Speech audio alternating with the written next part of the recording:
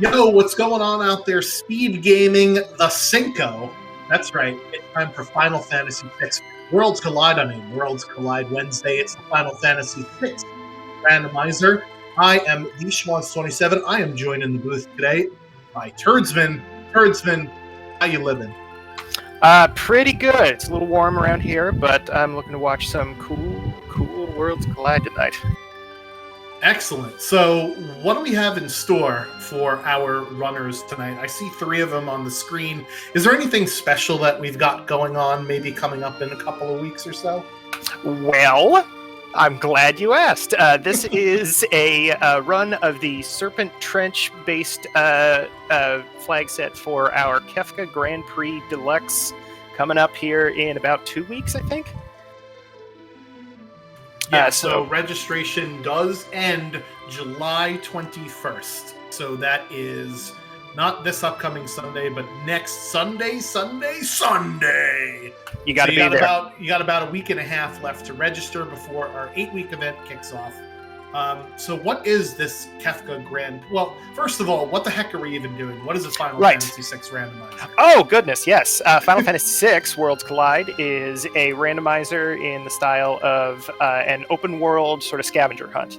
So these 3 fantastic runners here, we got 1 free fits in the top left, Nobody War in the top right, and Honeydew in the bottom left. 3 excellent runners, been around for a while. They are going to have to scour the world, Final Fantasy VI. They have to start with the airship, and they have access to both maps, the World of Balance and the World of Ruin. And they are going to be looking for characters and espers. So you can see on the tracker in the middle, there's the yellow numbers, 10 under the Magicite piece, 7 under the Terra Sprite. That is how many they need to get to the final boss. You can also see it on their screens a little bit there. I just gestured toward my computer screen there. That's where I'm at. Just point at the thing. Yeah, Everybody this thing that I'm pointing at. And along the way, they are going to, as they collect those characters, they're going to have access to more checks. That is how you progress to new events in Worlds Collide. The various story events have been attached to characters. For example, you can go and fight you can go fight a boss where Welk, the big snail, shows up. If you have Terra with you, you can go to the Figaro Throne if you have Edgar with you and get a check there. So that's in general how these players are going to be progressing through this. Along the way, they'll be picking up randomized items out of the chests, buying randomized stuff from the shops, and hopefully randomly putting an Atma weapon on Umaro along the way. Yeah, so in this particular flag set we are running, or particular set of options, this is the Serpent Trench Run. So the Kefka Grand Prix Deluxe is the name of the event, and it's sort of themed after Chocobo GP with different race tracks, if you will, for the different options. And in the Serpent Trench Run, we always start with Gao, and we also start with 60,000 GP, who robbed a bank. We're also going to see Sabin and Edgar here, it looks like. And our commands are randomized. Natural X Magic, Sword Tech Tools for Gao, and that's Lore for Sabin. As we see our runners going off and running there. Nothing good on our set of Lores, unfortunately. And Nobody War is heading into our first shop here. I'm going to crop his timer properly while Turdsman, you want to take us through the rest of the settings that we have for this race? Absolutely.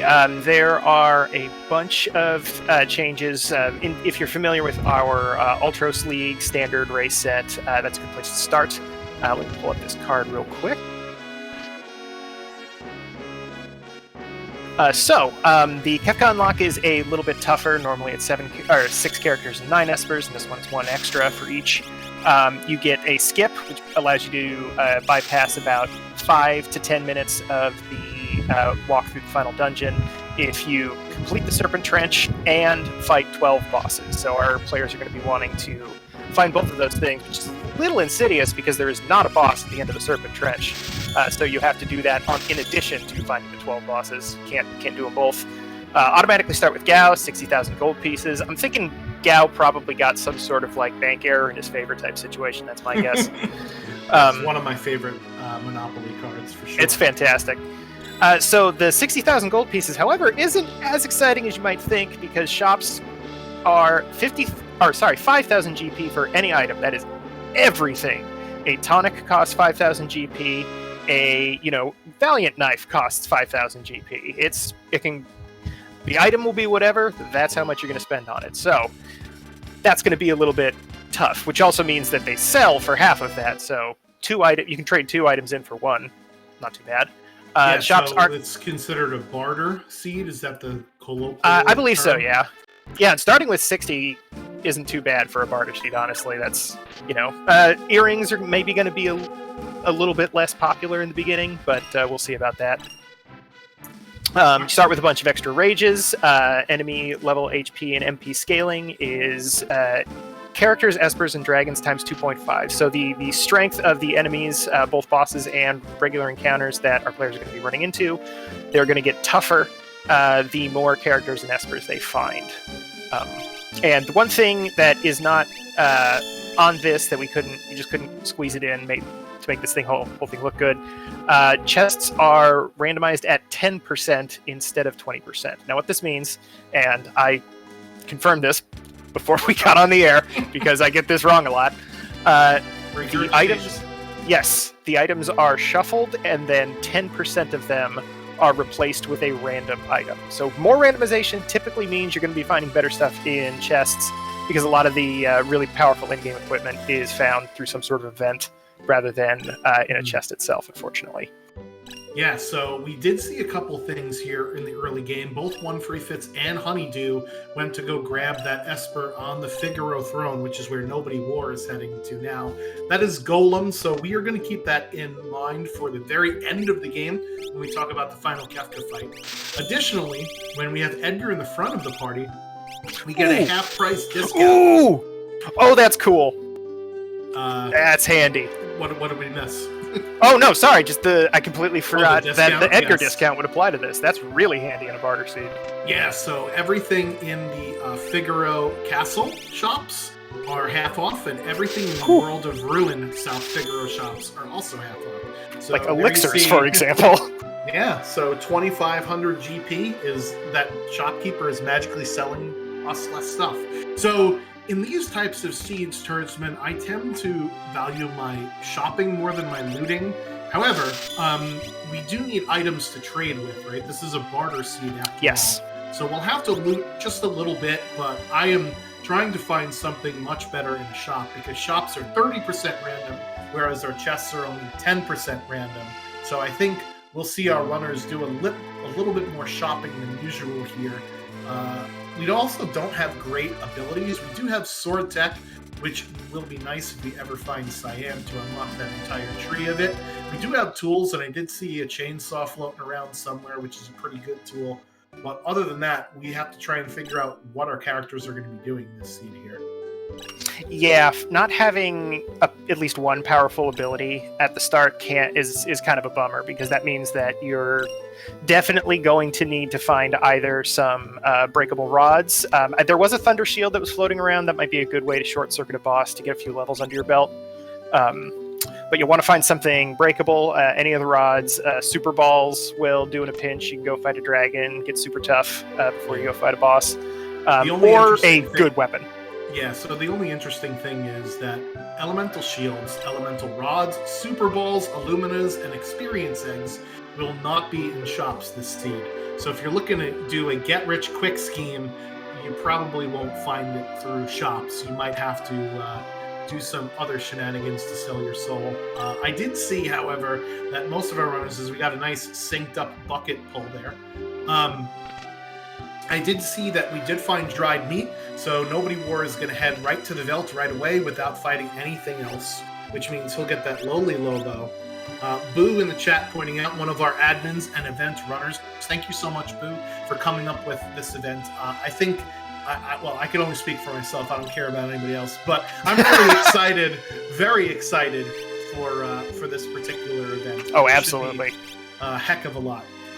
So 5,000 GP for everything is a little bit steep for some consumables. However, it is a steal for those items and weapons that normally cost 40, 50, maybe even 60,000 GP. So it's one of those things where we're going to be looking for some consumables, and we're going to try and make the best of what we've got. last as long as we possibly can. I would be looking for remedies in lieu of all the other consumables that you would normally buy. I would be looking for Revivifies, Phoenix Downs, and Warp Stones, and then all the other consumables I would really just ignore, more or less. Yeah, I definitely like to grab, a stack of potions as a just in case a lot of the time, but in a seed like this, that's just not really how it's gonna, play out. On top of that, throwing items. Throw gets nerfed a little bit in a seed type like this. Normally, you see shurikens, even though you haven't seen throw at all, you just go ahead and buy like 30 of them because whatever. Also, one free fits, finding a pair of boots in Moblins. That completes Edgar's relic slots. If only you can find a good spear, or even an okay spear, honestly, then Edgar's going to be... Oh, there's one. Yeah, I mean, you don't want to spend... That's the thing about that's true, scene, that's right? true. Is you don't want to spend a lot of money on a garbage item, even if it would have been viable here. Let's see what we can find in some shops. X-Zone, speed +2 on that Esper, so that'll be nice for Edgar to have on. Nobody War did go to the Veld, and it was an Esper, and he's heading now into Imperial Camp. So he's got enough for his party to do between the chainsaw and his rest of his spells in order to start learning some of them. Honeydew, meanwhile, heading over to another free check here with the Collapsing House. Yeah, this is not a bad idea. I think especially in something like this, you're going to want to do a lot of your looting as early as possible, just so that because later on you're hoping to maybe you're picking something up and maybe I'll find the last accessory that I need for whatever. But in a seed like this, you kind of end up wanting a lot of those items to trade in case you find something good in the shop. So doing the Collapsing House, which is a pretty item-rich check, I think is a good idea here. Yeah, so Honeydew finding some earrings as well. Nobody War sees, oh god, getting stuff thrown in the face, and he's going to try and run away. Does see a ghost sprite here in Imperial Camp, so this is not a character for him. We'll see if Honey decides to check the monster in the boxes for that sweet, juicy offering. It looks like he goes right past it, so maybe not. Please run away, Edgar. Thank you. Yeah, that was spooky. Yeah, so the other thing that I was going to mention is that Tizen Thief is not really one for haggling today. It's 56,000 in the World of Balance, 54,000 in the World of Ruin, and it's only an item, so I don't think we'll be seeing that at all. No, especially not with money being at such a premium in this one. Yeah, if it was an Esper, I would... Oh, jeez. Man! Yeah, so remember how we were talking about throw is really good? It's also really good for enemies, too. So, yeah, get the heck out of there, man. Whew. And it's such a bummer because that's a juicy encounter. Like that's one you want to see if you can't squeeze out a victory here because it would be really nice to knock a thing like that. Oh hey. Yeah, this is also a fight that doesn't give XP, unfortunately. Yeah. Esper also in Collapsing House with Crusader there for Honeydew. This will give, however, Sabin some Tiger Fangs, which is his most powerful weapon. And I don't know if you mentioned it or not, but our equipables are at original plus 60% random. Oh. So they're increased from our normal settings. So if you find something fun in the shop, there's a better chance that a character can equip it than not. I did forget to mention that. That is a handy one. So Nobody War is at level 6 after that Imperial Camp. He probably would have wanted to get more levels out of that. I wonder if that will affect his routing going forward here. Because remember, we also do have the Serpent Trench as another check that has 3 to 5 forced encounters in it. And it's also part of our Kefka Tower skip. You need to complete that check and defeat 12 bosses in order to get the skip. And since we have Gal in our starting party, that's a pretty easy one to maintain. Pearl Lance for Honey, so we know we have a decent lance somewhere in the seed. Now, if only these two runners would get their inventories together, make it unstoppable Edgar. Have some sort of collusion involved. Looks like One Free Fitz is trying to get a couple grind fights under his belt here, while Nobody War jumped down the Barren Falls, ran into tunnel armor, which probably doable at this point, honestly. Yeah, even though he's got absolutely gutter tier garbage for offense, As long as... Oh. Oof. Okay, as long as that doesn't happen, I suppose. Yep. Yeah, the problem is now he's going to try and get Edgar up with his only one decent damage dealer with Gao. Although Sabin is using the fight command halfway decently. This is another situation where I feel like I'd be able to convince myself to snap the Thunder Shield, provided. Oh, he's got a Flame Shield. Looks like he, is going to decide to. Ooh, I don't know about this. Not yeah, having both of the characters. Yeah.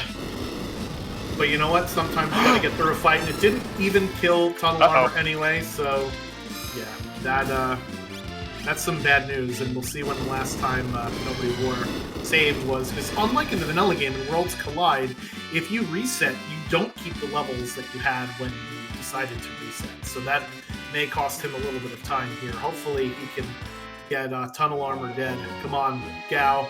Yes. Rip him in half. Yes, just do it. Come on, Doom Guy. Do it. Oh! It's a nail biter at 12 minutes. Yeah, that's going to be that for that fight. So, Nobody War will have to come up with a different strategy there. As you said, Turdsman, that's definitely a doable boss, but he might need to take a couple of more grind fights to get through there. So, if I were him, I'd head to the Serpent Trench to get some more grind fights, and then head over to Barren Falls, because that is a relatively easy boss to defeat there. Alright, Honey is going to go to his Veld into Serpent Trench. And Fitz is going to follow into Imperial Camp. We'll see if he has any more luck with those throwing enemies, because remember, he did have some grinding on the side in order to make sure that he's not on level 3. Yeah, the enemies will be actually maybe not that much tougher. Looks like Nobody Wars brought his scaling up a bit too. That might also be something that might be biting him in the butt a little bit. Yeah, that third Esper was the reward at the end of Imperial Camp. So. Oh, right. Okay.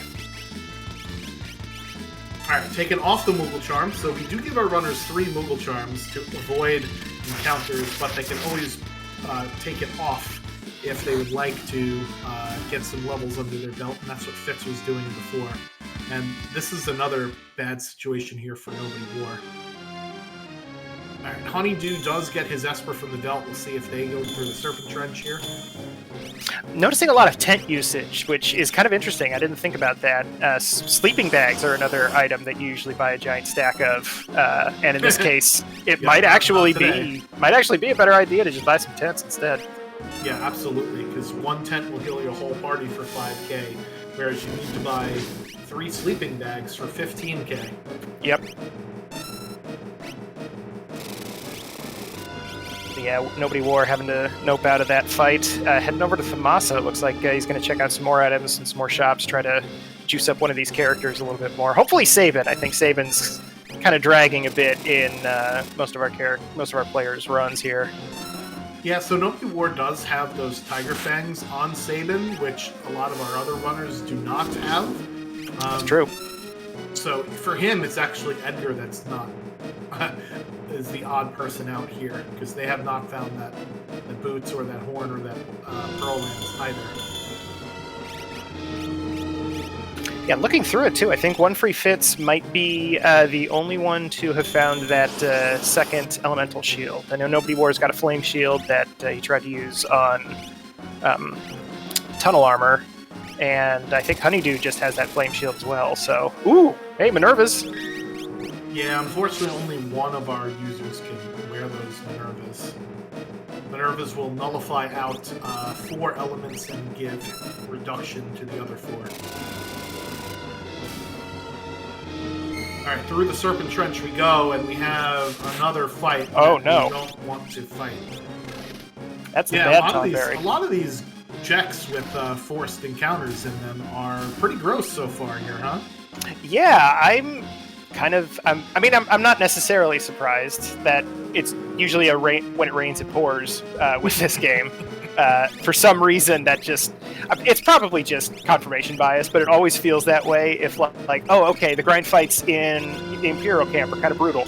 Okay, I have options. Like, oh, let's go to the Serpent Trench. Oh, they're worse. Okay, great. Prometheus is all the way down. Yeah, there we go. Ooh. Oh my god! Okay. Oh wait, these guys can be confused. Yeah, the question is, will they start doing bad stuff to each other or not? We'll see. Meanwhile, Nobody War. Oh boy, that is a Quake cast. That is a mega kill from the Chicken Lip, swiping 7 enemies on the screen at the same time. Nobody War having some tough luck with these random encounters.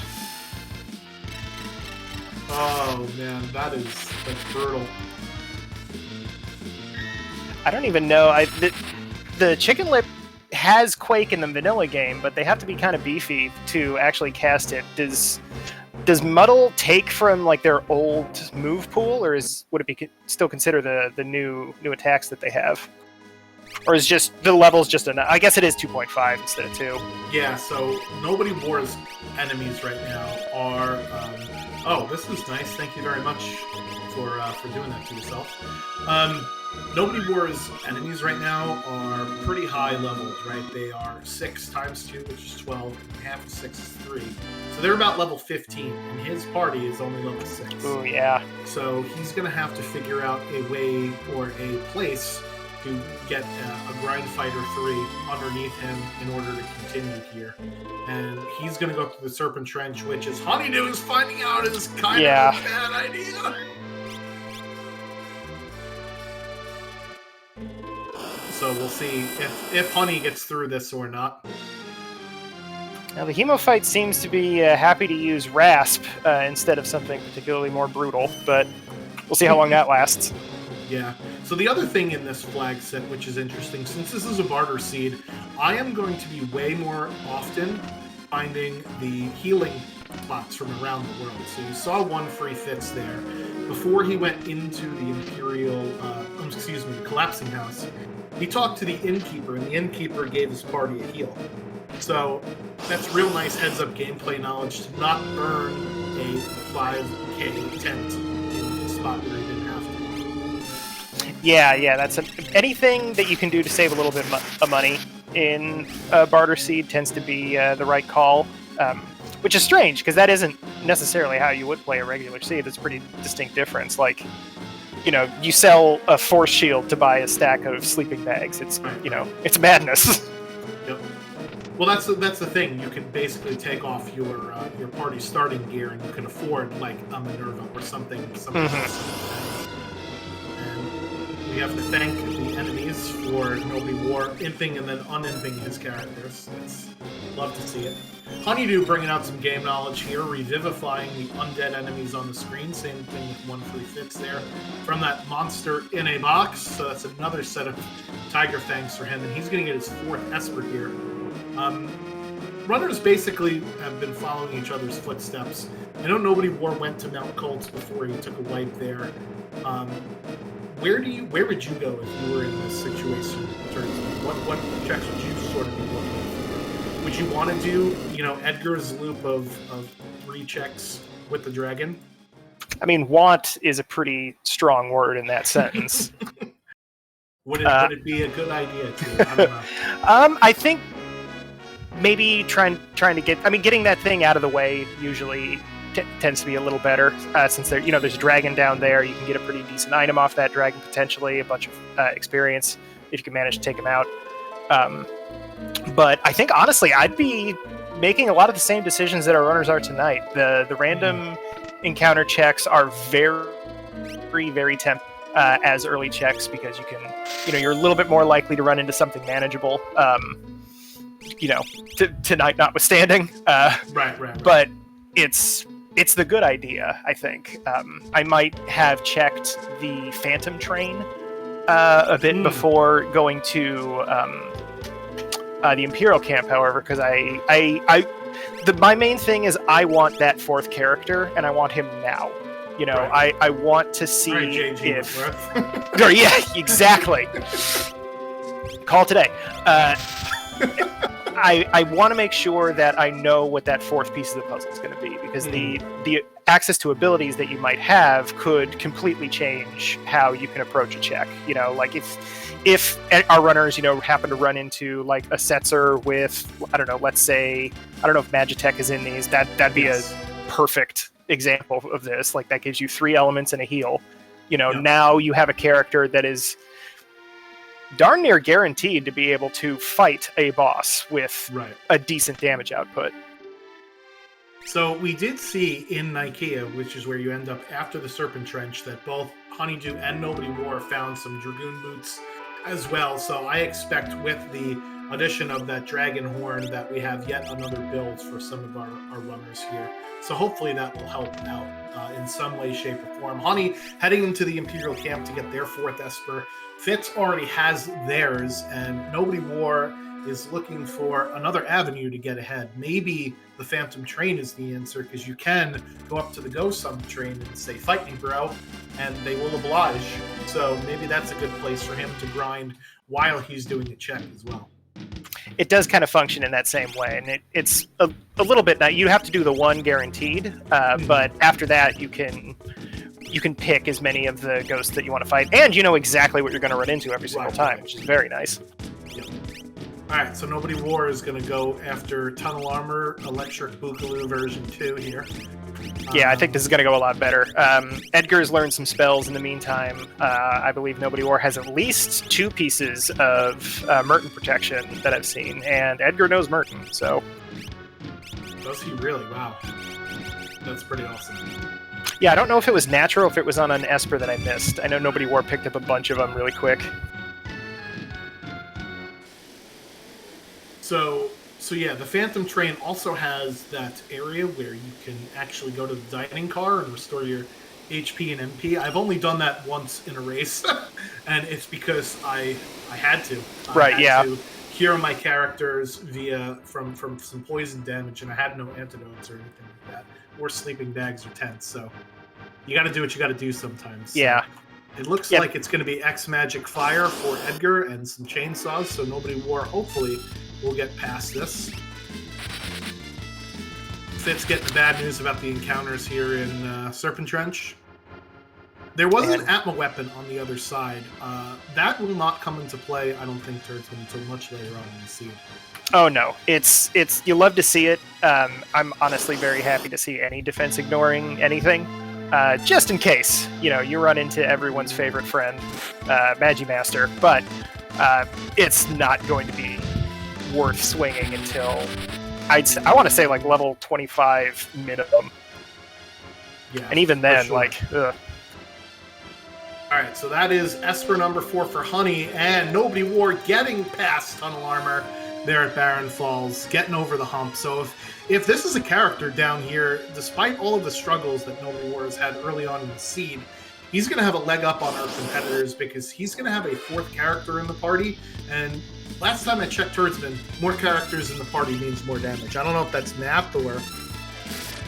I mean, it probably is, but we don't really like to look into that too hard. No.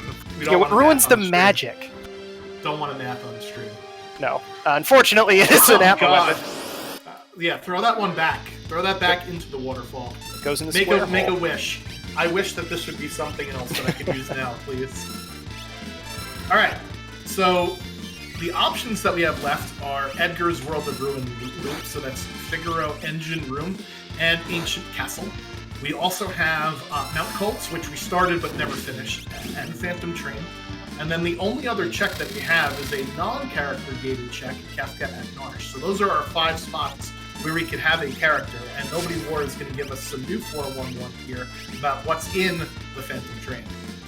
Yes, this is another somewhat peekable, minor walk in, but it lets you know what you're getting first, which in this case is Phoenix. I was really hoping for Atma weapon right there. Yo, dog. It's like, yeah, I heard you like Atma weapon. I hear you don't pronounce the U in it. So yeah, that's going to be 2 more Atma weapons on the left side of the screen. We'll see what this forced encounter is here, and if Nobody War likes it, he can fight a few more ghosts on his way back to the boss here. This one isn't too bad. They're not great, but you can take them out, and I believe these are World of Ruin Scorpions, so they're not they're worth a little bit of XP. And they could be instant killable. Hey, there you go. All right, so we'll see where Honey and Fitz decide to go next. If they peak the Phantom Train and if they reset out of it, because remember, this is a check that you can peak. And it looks like we have at least 2 of our 3. Yes! Let's make that 3 of our 3. I'm so excited. Yeah, so if this were me, I would reset out and look for my character. Now that I know that this is here.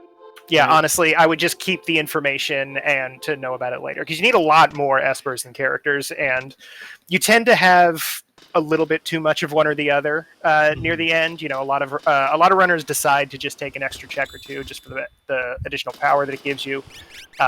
But typically, you're not hitting the perfect number as you're going through. You know, you're resetting out of some peakable checks, or you're taking an extra esper or an extra character because it's just easy, and you know that you can take this out really easy. Right. So Phoenix only having tier 2, a decent esper for Kefka, but it is 1 towards our shiny stone count that we need to get 10 of in order to unlock Final Kefka, and we need 7 characters. So we have to figure out, ooh, hello. Sniper in a chest that no one ever checks, and that. Hey! There you go.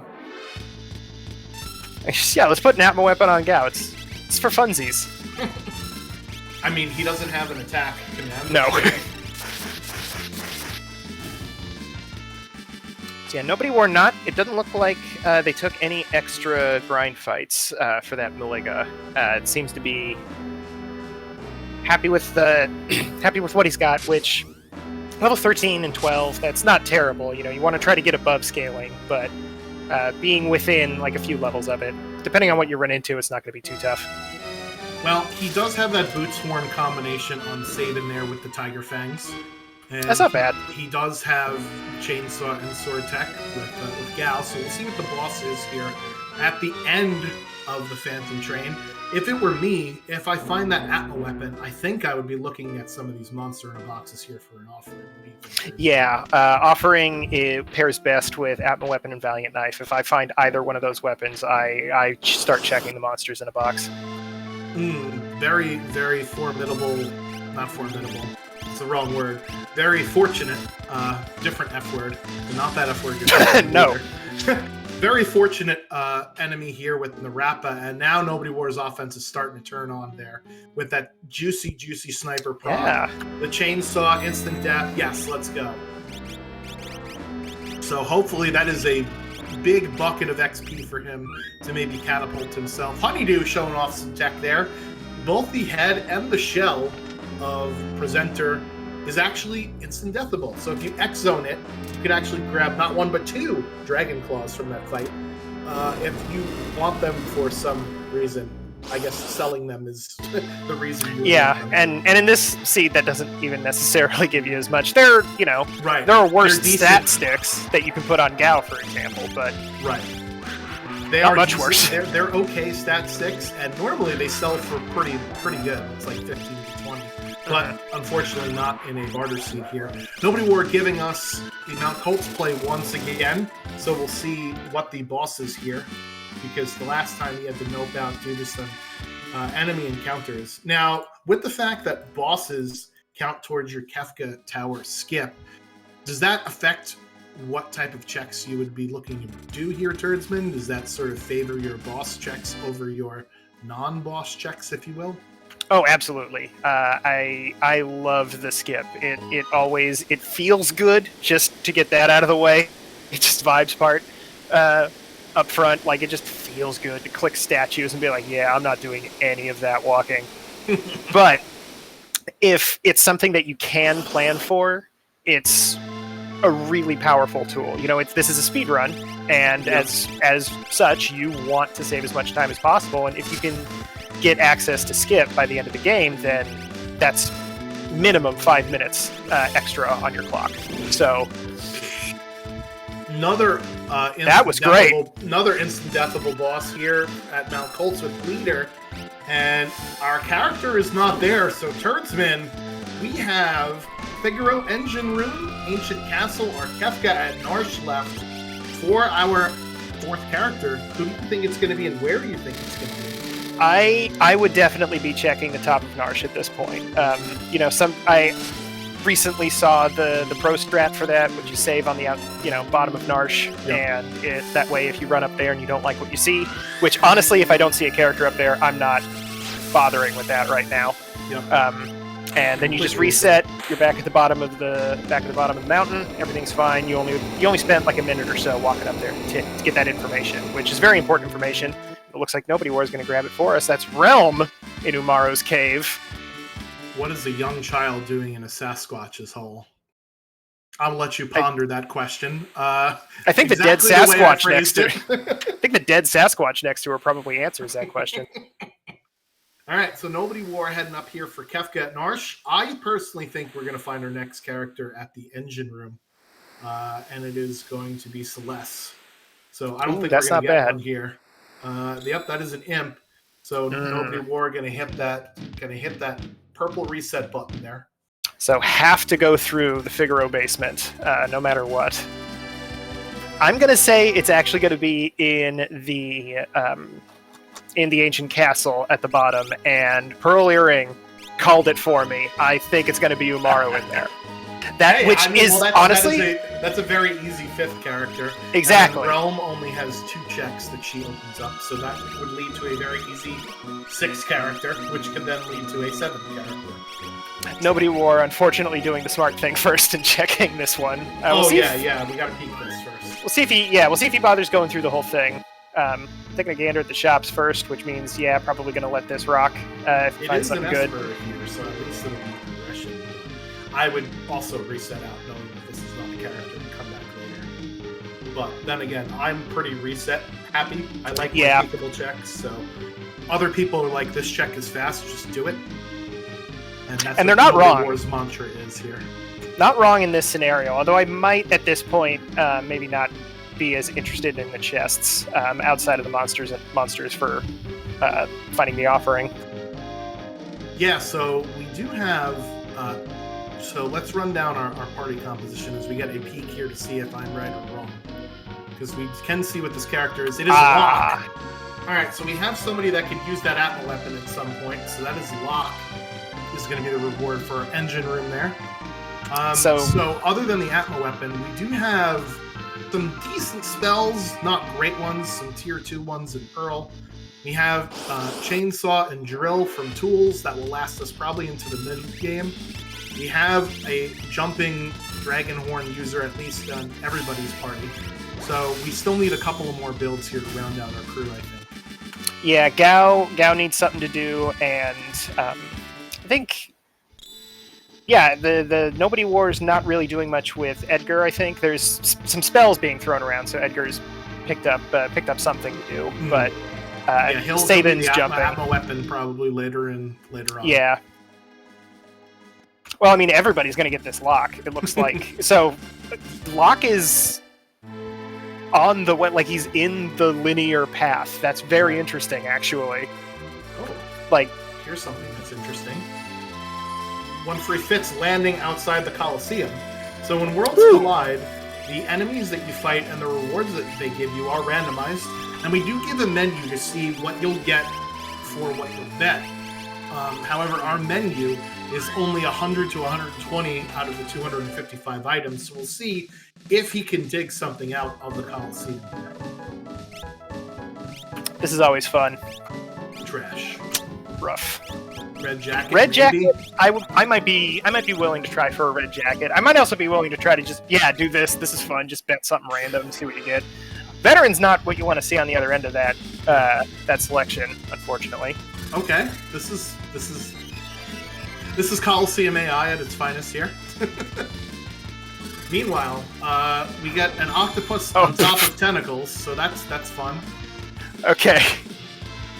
Cast Muddle on the veteran. Oh, neat. Maybe he'll use instant death on himself. No, he's asleep. Because that was X-Magic, actually. So we did get Locke here, who's got pretty awful magic power, 24. Yick, that is a low roll. Hopefully he will be online with that Atma soon. And ruh-roh. F's for Edgar in the chat there. Sorry, Edgar. Taking the L in the Coliseum. So I unfortunately did not see what Locke's ability was. It's none of the ones on the list up there, so we can rule out dance and rage. Right? Yeah. But use a lightsaber. It would be interesting to see what it might eventually turn into. So sketch. Thank you, chat. That's not great with the low magic power. No. So now that we have Locke, we could keep going and go to the ancient castle, which I would do because you're never closer than you are at this very moment here. Yep. When you tell the guy go to Colingen. But the options that we have are South Figaro Cave, which is the tunnel armor fight, not the tunnel armor boss, which we already saw. We do have the Norse Weapon Shop, which is only an Esper item choice. And we have the Phoenix Cave, which is a reward at the end, plus an optional dragon and treasure throughout. So we'll see if the Phoenix Cave is the way through, but I think our runners will probably go to the South Figaro Cave first. Yeah, I definitely would do that. Hi. Oh, hey, look at that. Hello, Well, XP. Let's hope everybody tries to pick that box. Doesn't look like Nobody War has been going after monsters in a box too much, so we might be walking past this Gigantos, but Honeydew, very happy to see that big lug. Yep, X-Zone. You're making good use of instant death here. 18,000 XP. Wow! That is the most XP per level rich enemy in the entire game, so never unhappy to see that, unless, of course, you can't handle the throat jabs. Alright, so Honey is going out of his way to loot some chests. Yeah, these are not often seen. In fact, I didn't know they existed until I started playing this game. One Free Fit's also grabbing the quick 4 at the bottom of Figaro Castle, which is not terrible. Ice Rod and a Behemoth suit in there. Yeah, Behemoth suit will be a nice piece of armor for Realm when we rescue her from that pesky Yeti. Alright, here's some pugs, but since we already found Minerva's in like 7 shops. Yeah, right there. We don't really need this fight. It's like, no, we are looking good. Thank you very much. We've been down to Ralph Lauren. We got the good stuff. Alright, let's see if you and Pearl Earring were correct here. If we do have a Yeti in the ancient castle. Oh, come on, honey. Stop this. Leaving us in suspense. Just go to the check. Do the thing, please. I have a problem with this too sometimes, where I just get in the zone and I just stop thinking about it because I'm playing an RPG. And it's like, well, no, I want the treasure chest. Alright, not a character there. Ooh! Almost as good. I missed it. That was an Illumina. Oh boy. Slap that on Locke immediately. Okay then. Yeah, so now Locke has something to do right now. Probably for most of the game. So much so that the Moogle Charm is shifting onto a different character. That's how you know you've made it. Or can Sabin use the Illumina, right? Because this is equipable plus 60%, and if Sabin can wear the Illumina, then that's also nice, because then Locke can use the Atma weapon later. So yeah, I would probably try to pull that off. That's my favorite thing when Umaro can equip one of the legendary holy swords. Just, yeah, pop you in the front row. Here you go, buddy. Here's the Ragnarok. So here's the thing about Ragnarok and Illumina with Yeti. If you put it on Yeti, he actually never does the 2 times critical because he doesn't have any MP. Oh, that's true. So Yeah, do that. Don't do that. Don't give him a sword. I'm gonna do it. Give him something else. I'll give him a different toy to play with. I'll give him the Atma weapon. How's that? All right, so that is 1 dragon there for Honeydew. I think he got a Genji armor out of that. So in the ancient castle, he got a weapon, a shield, and an armor for his lock. So pretty good deal here. Yeah, definitely worth the time. You want to find progression most of the time in general, but considering how kind of right just on the edge a lot of our players are in terms of offense, I'd be pretty happy to find an Illumina down here. Oh, 1 free fits. Using break on the Gigantos. I am liking what I'm seeing here. Our runners are really showcasing their vanilla game knowledge in this run here. Matt at last says,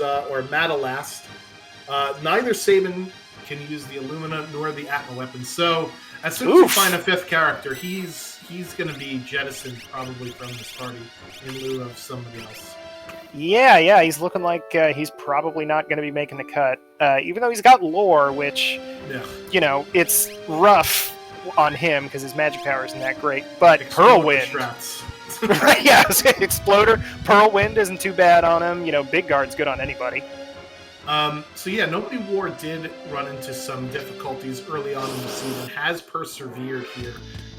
None of the forced encounters or random encounters have been really any good, and he's only level 17. And his enemies are going to be level 25 or so.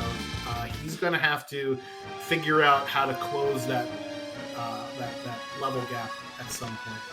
I think he's going to be happy to see this dragon. He's been swapping a flame shield around all game, so his characters are, you know, doing okay in those terms. And it's an ice dragon, so at least everybody, you know, who's learned that fire too will be able to do something. Nobody War deciding at the, unfortunately, very wrong, if not extremely understandable time to look for a monster in a box at the Katana Soul section, but unfortunately finding the pugs passed up the Gigantoses earlier. Alright, so here is the choice of the weapon shop. We already have a Dragon Horn, but we do know where Dragoon Boots are, and Honeydew is going to be jumping. Oh, did Honeydew not find that other Dragon Horn? Or maybe he did. I could have sworn. Dragon Horn. Anyway, he was happy to find that one. Yeah. Alright, so if we want that other item, we have to find Terra. That other item, that Aegis Shield, will be behind the relic spot with Terra. So it looks like we're going to get a classroom monster in a box check here. And then where do we go now? I mean, if you don't find the character at... Ooh, there's Katana Soul. And here's the Noise Blaster, and we got ourselves an offering for that Atma weapon. We could have had this offering a very, very long time ago. Yes. And considering there was a sniper drop at some point for, I think, a couple of our characters. I know I saw Nobody War hanging on to that. That's another good combo. It's not an S rank, it's an A rank, but sniper offering is still pretty good if you don't have any other options. It is delicious. I still say that with only 4 characters, if you're going to Phoenix Cave, one of them is going to have to be left out. And Sabin does seem to be the strong candidate for that if our runners do have to go that way. But I'd still probably look through Figaro Cave first, because it's such a short walk. You got a free heal right at the end of it, and, you know, it's a boss. Alright, so Fitz is going to be on his way out of the ancient castle here. We'll see if they decide to go to the Nourish Weapon Shop. Nobody War finishing up his dragon fight there. That's first on the board for them. And yeah, we are at 6-4-1 across the board here, Turdsman. It's anybody's race right now. Yeah, pretty incredible. You were mentioning earlier that despite having some trouble early on, Nobody War is keeping pace, and that's still true. Like, his levels are a little low compared to Fitz and Honeydew, but he's not letting that slow him down. Like, he's playing very smart when he runs into a boss that he has the tools for. He employs them right away and really quickly. Yeah, and he'll gain more XP to catch up rather quickly, just because the XP that you get from boss fights are based on your character's espers and dragons added together, multiply them by 2, and that is the level of experience that you'll be getting. Alright, so yeah, he'll be getting quick. As if the seed didn't give us enough Atma weapons, Turdsman. Here's another one. Alright, so Fitz is going to check this classroom monster in a box, and he's going to rue the day that he started checking, as there is that sniper offering combo that you see for Honeydew. So Sabin might not be coming out after all. Yeah, that was pretty good. I mean, Atma weapon is floating, I believe, so that makes it a much higher chance to get that double damage proc. But that was 4,000 damage that Sabin did that one turn. He got 4 procs in a row, but still good. Hey! Oh, hey, Mog. A Moogle. And Honeydew not even bothering to check because his party is set for Final Kefka. Meanwhile, One Free Fit showing us yet another way you can cheese the Katana Soul fight with the Stray Esper Summon. So this seed is how many ways can we kill a an enemy there. Nobody War just saying, you know what? I'm feeling a little behind, maybe because of these wipes. Yes. We are going to head right into the Phoenix Cave here. I like this play a lot for him in this situation. It's just rather unfortunate that Mog is just right there at the South Figaro Cave, but hey, Mog could also be a complete dead end, because Mog only has 2 checks. He has the Lone Wolf and the Mobile Defense. We already saw that Kefka at Norsh was an imp sprite, right? So this could be the way forward through the seed after all. And I love when Nobody War does the Phoenix Cave, because he does it in the most unconventional way. That fun! I just goodness! I have no idea how I learned this a completely different way than he did. So it's fun to watch. Oh, weird!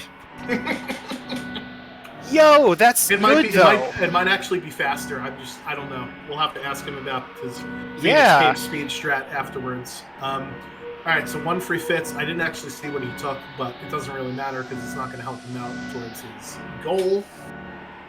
Yeah, he definitely has that, the Dragon Horn, excuse me.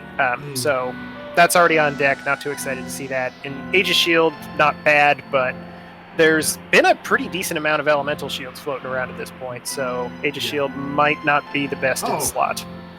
Oh, hello. There was a character that I predicted we'd have, just not at this spot.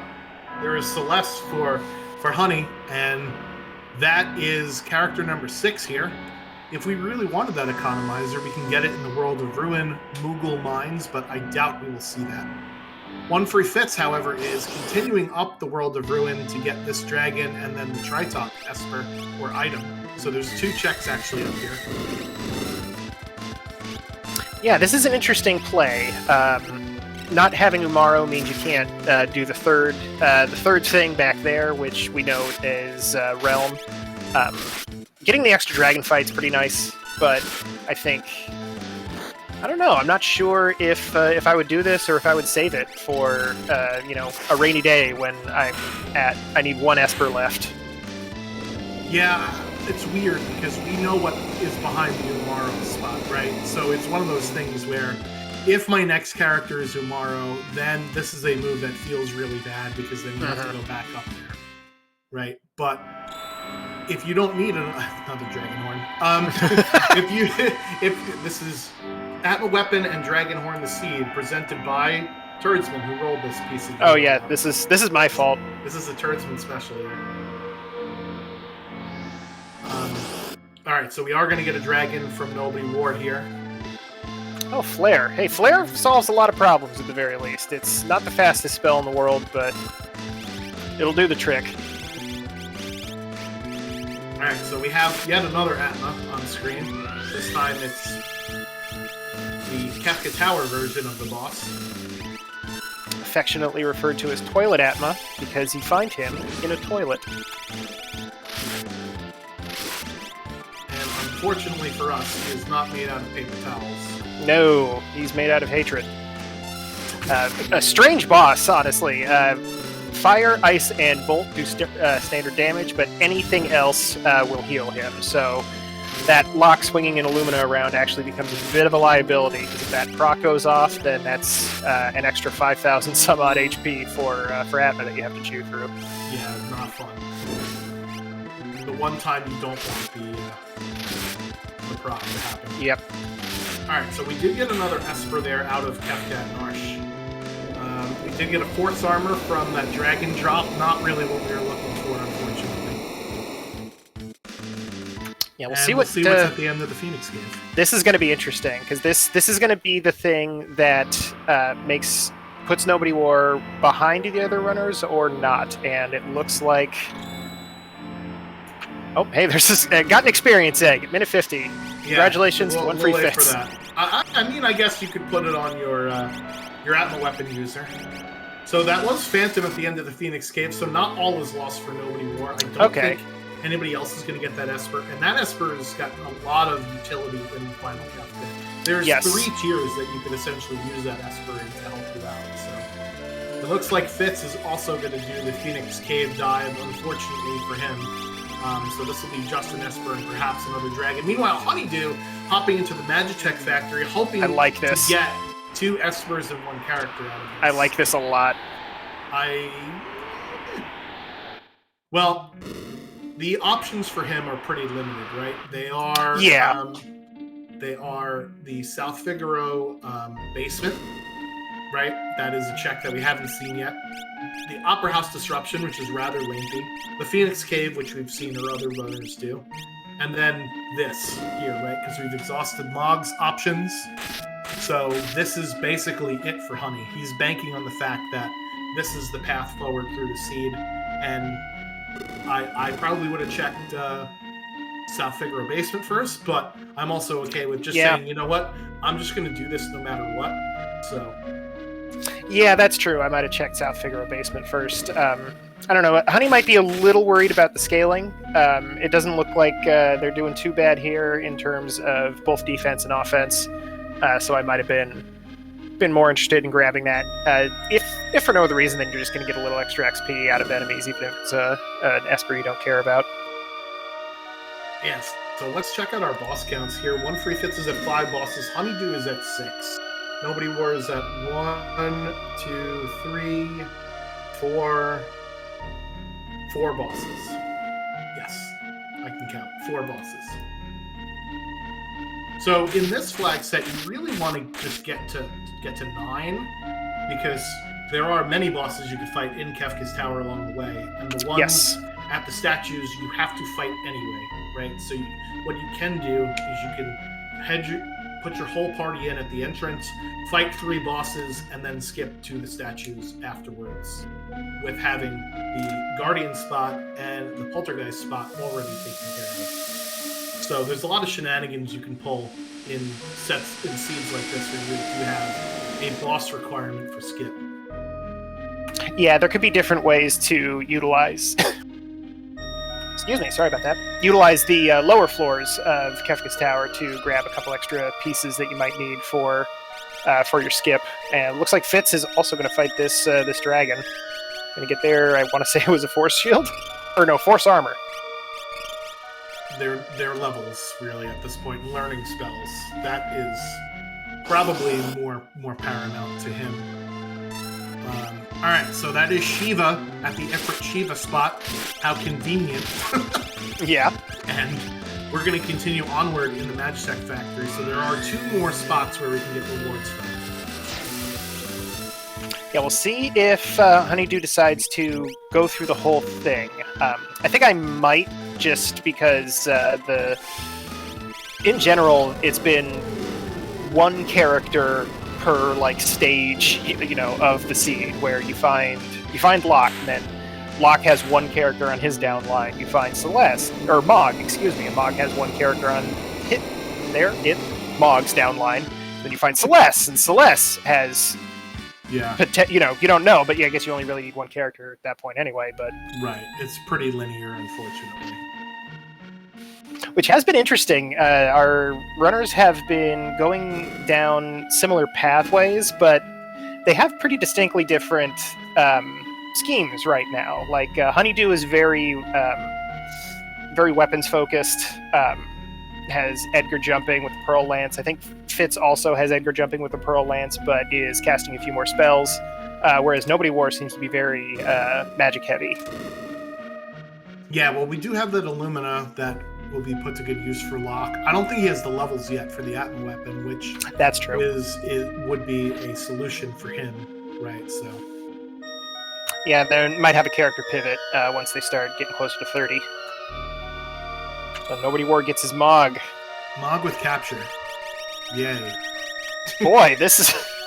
Alright, maybe I shouldn't roll Caesar. I'm not doing anything. I feel terrible. I also don't even think we've gotten decent tier 3 elemental spells either. I haven't seen one of them. Pearl, maybe. No. We just got another one here at Magitech Factory number 2. So we at least got 2 Espers out of this, and the last check here is guaranteed to be a character or Esper. So we'll see what Honeydew finds at the end of the Magitech Factory here. So it's if it's not here. Then I imagine our runners are going to be crossing their fingers that it's not at Opera House, because that's a bit of a time sink especially at this late in the game. You know, doing it early on, you can kind of feel okay if you find a decent random encounter there. I played a seed once when it was all Gigantoses up there, which that is a very well-made opera house to have. If you could survive. Well, yes. Yeah. Those rafters have got to be made of something incredible. I think I played either a similar seed or the same seed. It might have been that. I had to get by casting Phantom on myself and then going through it and going, you can't touch me. That was fun. Yeah.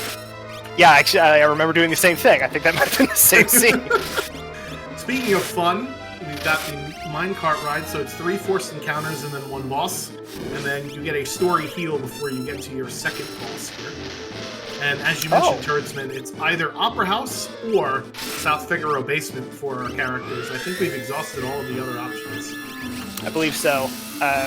That extra boss is another good reason, I guess, to come through the Magitech facility. I forgot about that second one, but that's a 4 bosses for 3 checks area, which is going to be helpful for Skip, for Honeydew.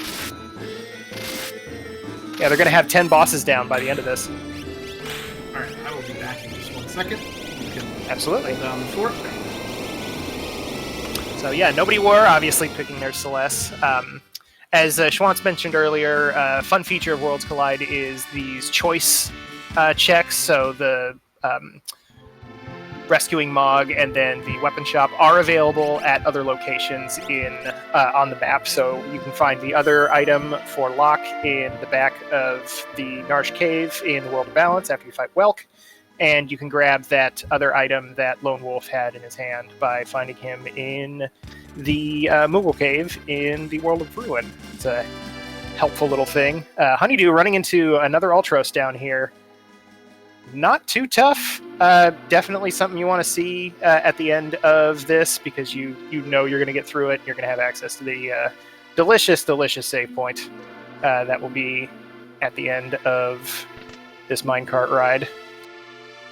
Fitz making their way up Narsh, gonna go through their Mogs, get their Celeste. We'll see if Fitz just decides to book it out of this. That might be an interesting play, considering this has been running a little bit slow for most of our runners. Yeah, I think somebody in the chat mentioned 40 minutes, 4 characters. Yeah, that's a bit. That is abnormal. Oh, here we go. Atma Weapon, Genji Glove, Minerva for Honey. I tend to shy away from the Genji Glove double Atma just because I like a shield to keep my character's HP up to max. You can get away with a double Illumina because that has a pretty decent evasion stat to it. It doesn't have any defense, but if you pair it with Minerva or Snow Muffler, then you're probably good. Put a decent hat on. He's doing offering too. Okay, this is this is going to take forever then. Yeah, this is definitely... It's a lot of damage. I would do this only for Final Kefka and just not do this before that, but at least with Funbaba, you're not going to overkill them, because Funbaba is just a pool of HP. Yeah, he's a pretty beefy boy. I think it looks like Honeydew is doing... Yes, this is probably what I would do as well. Just, you've got Edgar with a bunch of physical power, and you have Locke with a bunch of physical power. Just go ahead and let them take care of this.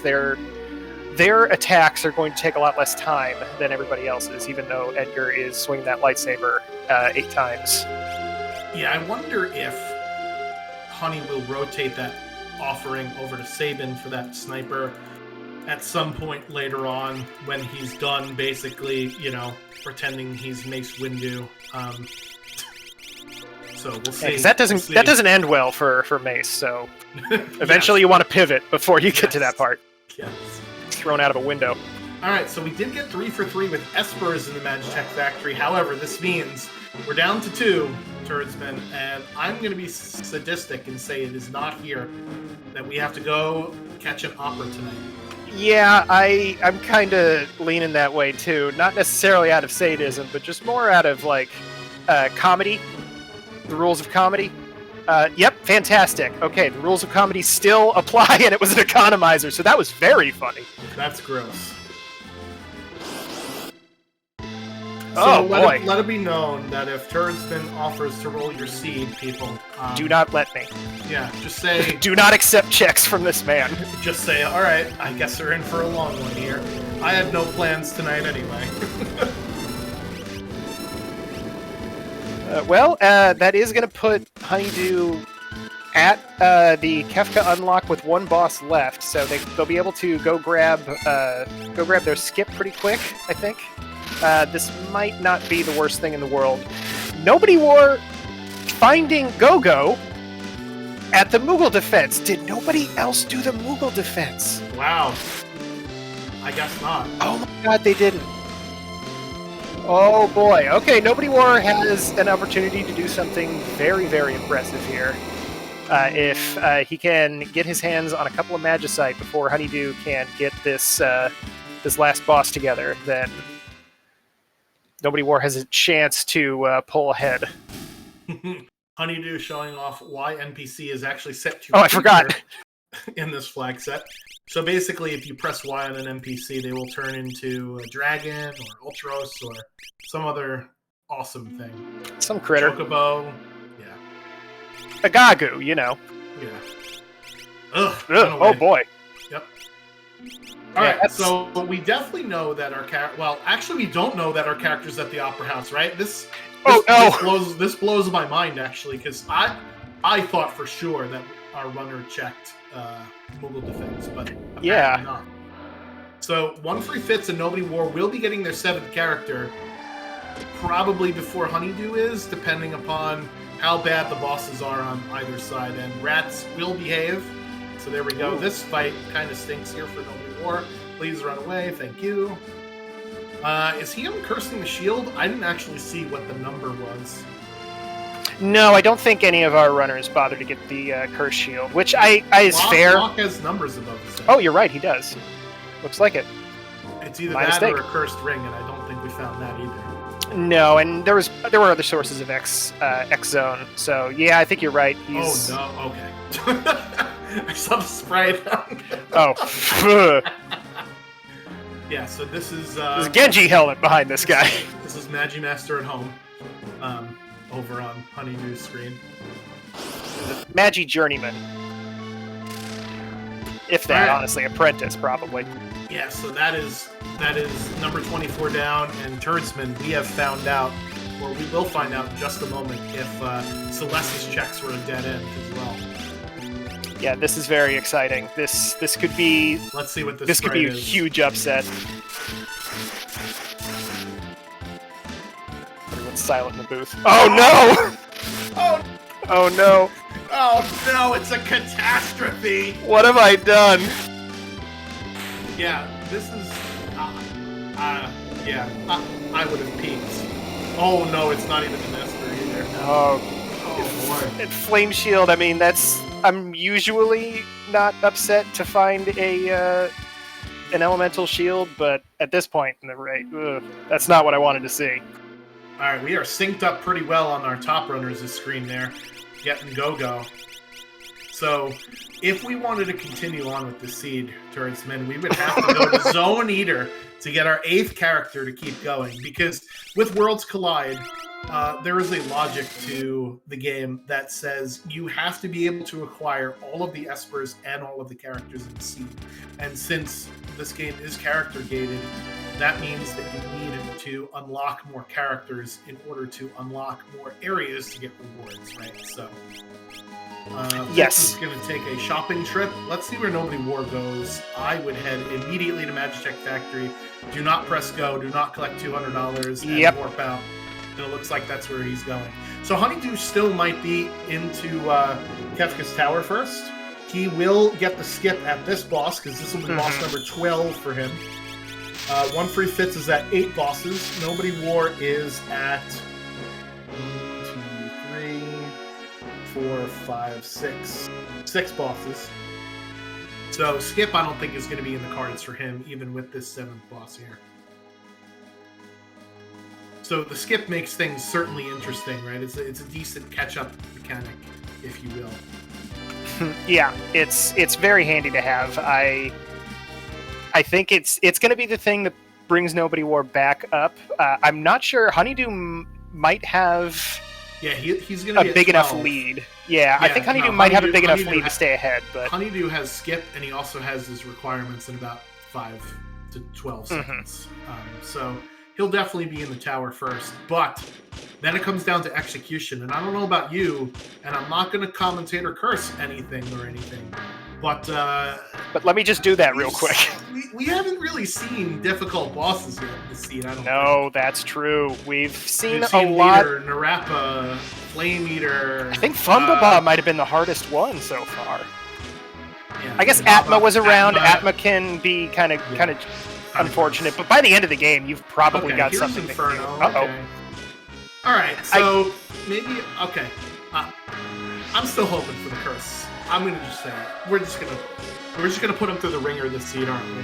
It's gonna be on whichever character can't do the thing, like defense ignoring attacks. Like it's gonna be something just.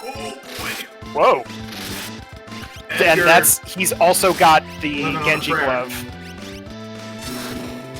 Oh. Ouch. Yeah, he's got the Genji glove and the Minerva, which is why that spell didn't damage him, but yeah, that's quite unfortunate here. As Honeydew is going to be our first character into Final Kafka, or not Final Kafka, Kafka's Tower, rather, as they are definitely have the advantage now, and for whatever reason, their volume is real low, so let me go ahead and fix that. Yeah, particularly beefy on levels, too. Honeydew, all of his characters floating at around 41. Making their way to the World of Ruin.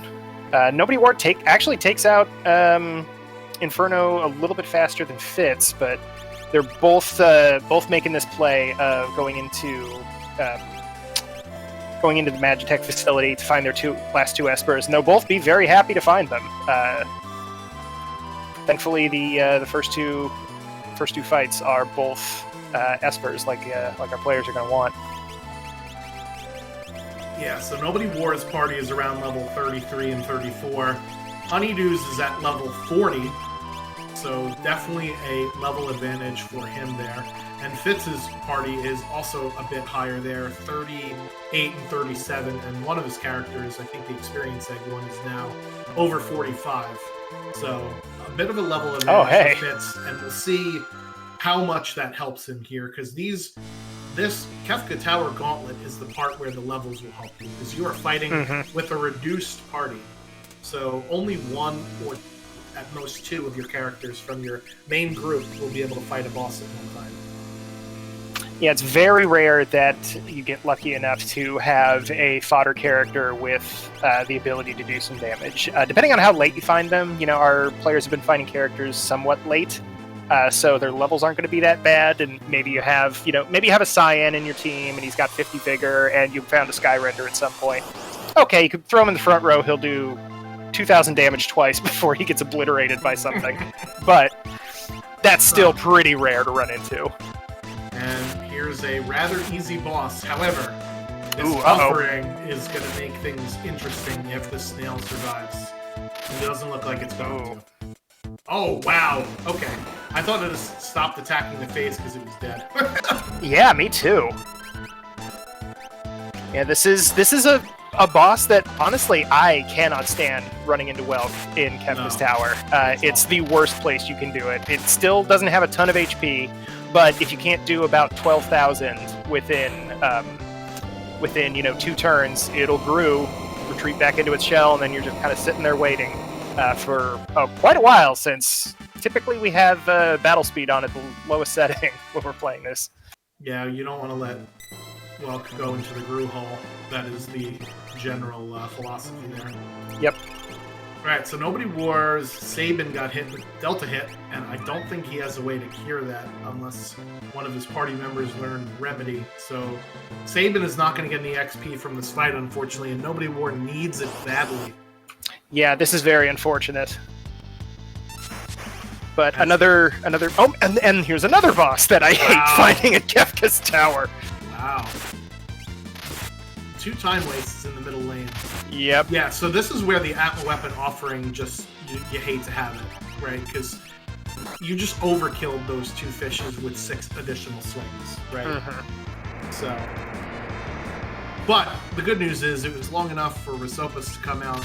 So now Rhysopus will get sat back down promptly, and we can move on to the next thing. So Fitz is going into the Opera House, but I believe they have their Kefka unlock requirements already. I wonder what this plays for. Yeah, so he has 10 boss kills. This will be his 11th boss kill.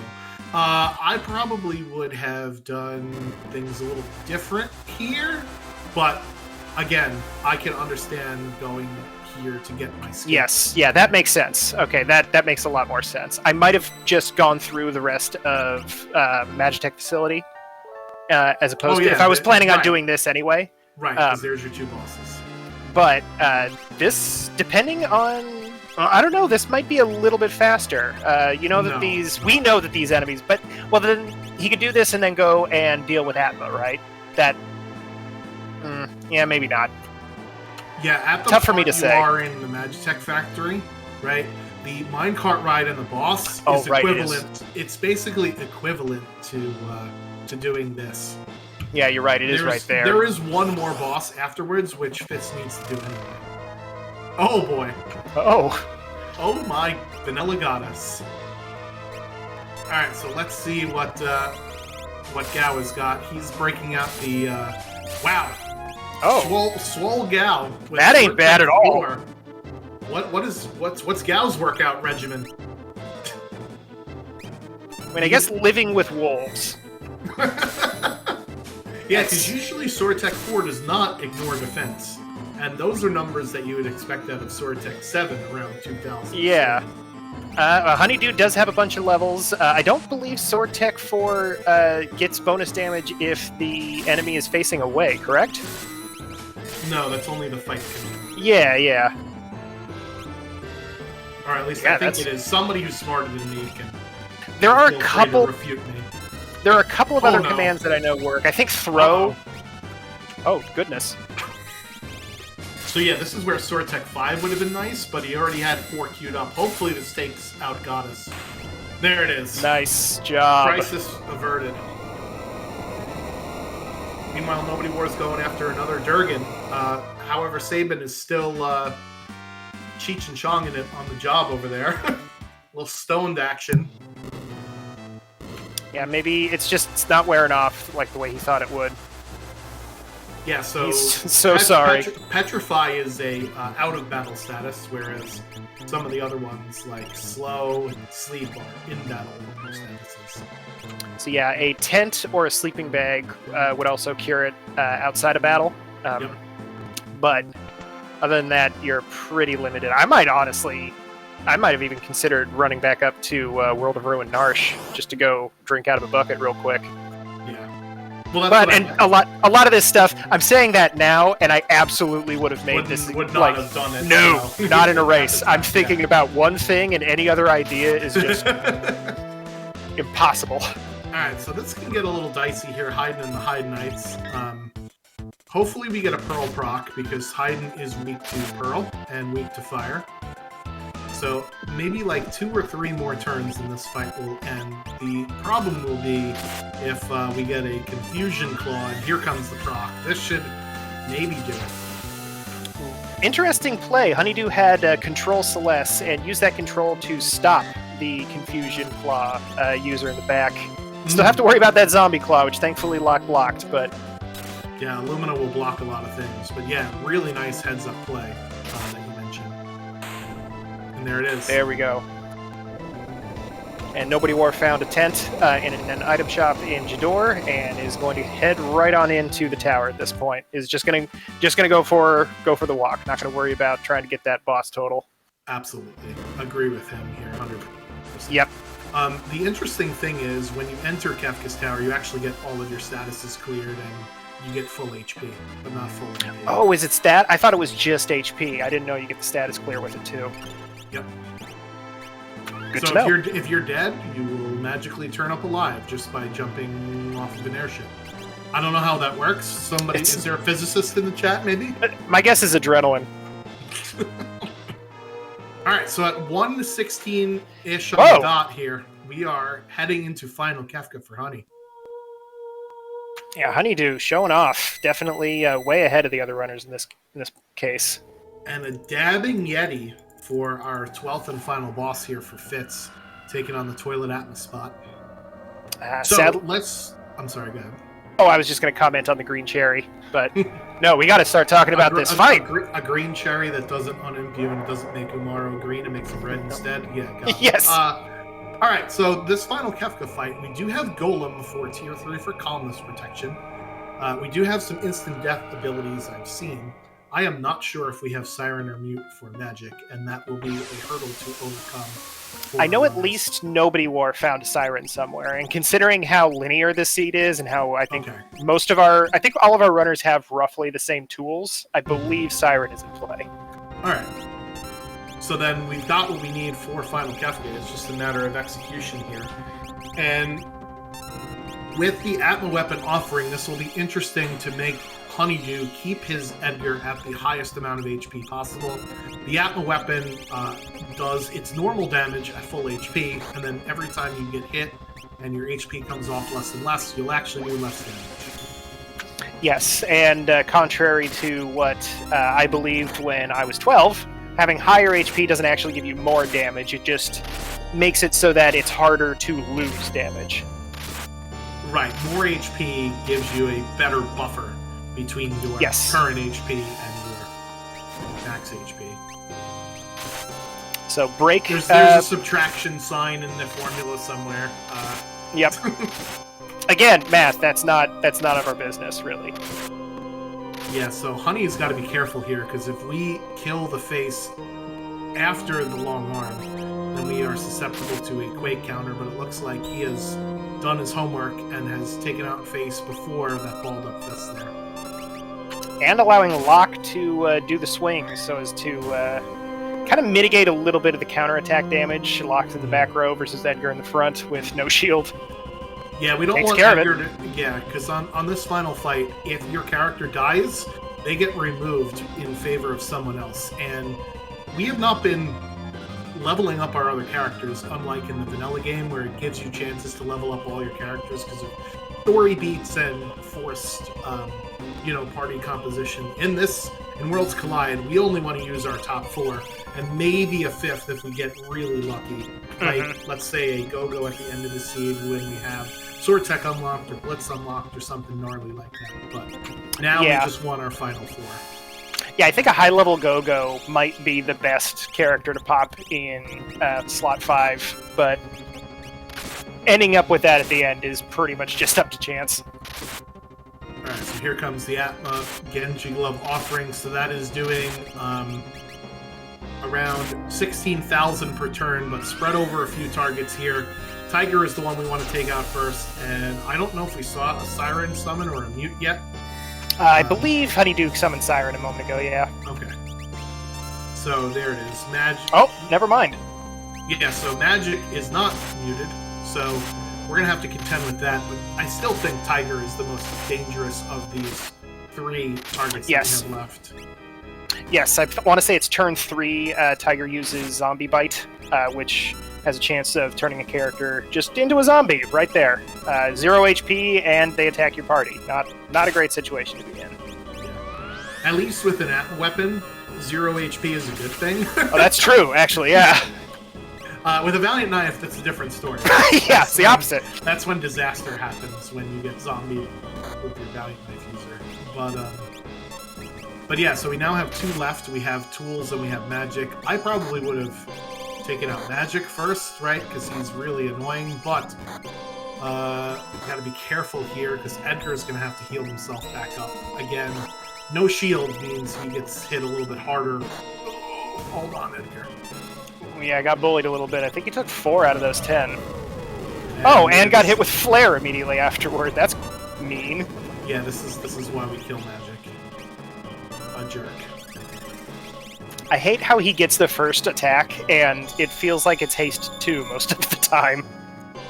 Yeah, so it's either haste 2 or imp. Yeah, imp. Ugh. All right, so let's see how Honey approaches this. So out comes quarter. So this means that magic is underneath a certain threshold. And it looks like he is not yet dead, so we're going to heal up our party here. And that quarter did some damage. Yep, and ooh, there goes Gao. So this is why we want to have Mute for this tier. Magic just takes up so much time, not only with his counterattacks, but with his spells. And he is very annoying, to put it mildly. And thankfully, I think this is going to take care of him. Yeah, Mute has all the good spells, even some ones that you didn't think were that great, like Imp, for example. Like, it's not going to, Imp isn't going to kill anybody, but it's definitely going. You're going to have to waste a turn making Imp go away unless you're, made the biggest brain, psychic play of all time and just put an Imp Halberd on that guy for no reason. Right. Well, the thing that's bad about it in a barter seed, as I mentioned before, is I'm usually just looking for remedies. Ooh. And if you don't have the consumables to clear Imp, then your character is useless for the rest of the fight. Not even death can un-imp your character. That's true. Remedy does cure Imp, though, I think, right? Or no? Yes, that is correct. Okay, yes. I know Remedy doesn't get everything. Is it just zombie? Just out of battle statuses, it's just zombie. Okay. Alright, so out swinging is Edgar, and we want to kill Girl first, but Edgar is just going to flail around wildly for a little bit. And it looks like we got maybe 3/4 of the way there, and that's the rest of it. Now his party has got to heal up, and we have to apply Golem at some point in order to prevent ourselves from getting hit by Calmness. Honeydew is scaring me right now with these low HP totals. I mean, he's done. He did the damage calculation, and it was just off. So what he's going to do is he's going to use a Revivify to give 5,000 HP back to the boss, so that he comes out of the HP threshold for that Meteo counter phase, and then he's going to heal his party back up. It's a little counterintuitive to heal the boss, but sometimes this allows him to get into a different part of the battle script that is not nearly as deadly. So we'll see what Honey wants to do here. He's got 8 elixirs. Just use them. Yeah. Yeah, this is an interesting strategy. If you just happen to get into that counterattack phase, which I want to say it's below 10,000 and 300 or something like that, right. HP on that front part, it starts countering with Meteo or Train. That was rad. That was... Alright, I'm going to tell you why that is super duper lucky there. Golem will cover you for the amount of HP of the caster. So in this case, that's Locke. Locke is 29 HP, right? So if Gao didn't block that attack and instead Golem blocked that attack, Honeydew no longer has Calmness protection. So he got very lucky that Gao blocked it instead of Golem blocking it. Oh, that could have been... I didn't even think of that. That could have been really gnarly. All right, so we do have Edgar. He's going to swing away in the first turn here. Kefka will use Fallen One on the first turn if he is higher than 30,000 HP. Given that we're doing, 16 per turn? I don't think we're going to see Fallen One, depending upon if his other characters act or not. Locke could get a... gotta start snapping shields here, too. Yeah, no, Honeydew's going for it, I think. Yes. Locke could also get a Labadi Glue proc off of the Illumina, which I'm trying to talk quick because Honeydew is just tearing through this clown. Sir, point to me in the assembler where it says well, right here on line 47. All right, so Hyperdrive. So Hyperdrive is a counter that Kefka will do once he's under 30,000 HP. Oh no, Honey has to heal. Because I don't think one Flame Shield is going to kill him. No. Honey has to heal up to survive this Goner attack. So we'll see what he decides to do here. He's got 2 Pearl Rods and a Flame Shield. Oh, this is super risky. Okay. This is super risky. He could crack the Flame Shield, crack a Pearl Rod, and then use Edgar to swing away, but it looks like he's taken the safe way out. I wholeheartedly agree with this. I mean, you don't necessarily know if your characters are going to get their turn before the Goner comes out. It's a pretty good chance that they are, because on the lowest speed setting, it tends to be 1-for-1. But if you run into that one thing where you got the 2 pearl rods out and you're waiting for that flame shield to come out, and Goner comes off, everybody's down. Uh-oh. Yeah. Ooh, we got to reset out of Nobody War. The Galleon fight gave him some trouble. Oh, that was Haydn? Oh, wait, no. Goddess is also pretty bad, too. I think it was the Haydn fight. Because I think I saw a confused Celeste. Alright, let's see if this does it now. Kefka can counter with Ultima if he's under 10,000 HP, but I think that is enough juice, and yes it is! GG's. 1:26:30 for Honey is his official time. Get your GG's out in the chat here. A very good job of a kind of slow seed, honestly. I think Honeydew did some really good work with a pretty tough seed. Under 90 minutes, a very linear seed with a Forced going all the way to do Edgar's checks, and a Forced having to do the Moogle defense after going through all of Celeste's checks, as well as no tier 3 elemental spells. I think that was a pretty good time, sub 90 minutes, and we are joined by our first place winner here, Honeydew. Congratulations on your victory. GG's, my friend. Oh, GG's. So take us a little bit through your strategy here with the Serpent Trench Run seeds. That is a barter seed. We give you 60k GP, which is enough for 12 items in shops. And we also give you Gao to start. So what was your sort of strategy going into the run? I always think about just exactly how you're going to spend your money at the beginning. Really prioritizing weapon shops, because another flag in the seed is that you don't have any of the stronger magic. So I really want to find some good weapons to get going. In the very first shop I checked, I saw a Pearl Lance. At first I didn't want it, but then I turned around and went and got it. I changed my mind. And I'm pretty glad I did, because that Pearl Lance was essential for early and mid-game. But other than that, just gotta be real careful with how you spend your money, and the real decision-making comes in with the consumables. Bought like 5 tents and 4 remedies, a couple Phoenix Downs, and that was about it. Oh, and Revivifies, of course. Yeah, the essentials that you can only get here. As it looks like Nobody War is going to reform the party, was able to take out Goddess, but Haydn and the Hyde Knights, everybody's favorite Final Fantasy punk band, is unfortunately getting in trouble there. So yeah, smart play from Nobody War. I just want to say really quick that was very good. Yeah, he got the skip from the other bosses and made the very smart decision of not bashing his head against a wall that was too hard. Yeah, so tell us a little bit about your routing here, Honey. This is a pretty linear seed, unfortunately. And I think probably the biggest mistake was not peeking the the Moogle defense before jumping into the Celeste rabbit hole, huh? Yeah, I was just extremely certain that the character was going to be on Celes. I defend the decision to go Magitech or free check before going Moogle defense. But going Opera House before Moogle defense, I can't defend that one. Yeah, I was going to agree with you and then bring up the Opera House thing, but I think that's... I defend 2 out of my 3 decisions there. That's a pretty good rate. Yeah. No, I totally agree. There could have been an opportunity where Magitech Factory would have left you 1 Esper from going, right? So, yeah, it was kind of the greed dragging Opera House, because between having a sword techer and Atma weapon user, like, it was a very level dependent party.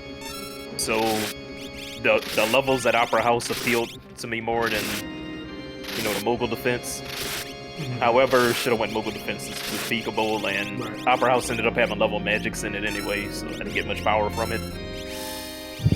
That's always a fun encounter to find. So talk to us a little bit about your endgame party composition. Originally you had the sniper offering on Sabin, but you flipped the offering over to Edgar with the Genji glove at a weapon. Do you find that even though it's a longer animation and perhaps a more dangerous thing with having even less target ability, that you end up making up for it with more damage?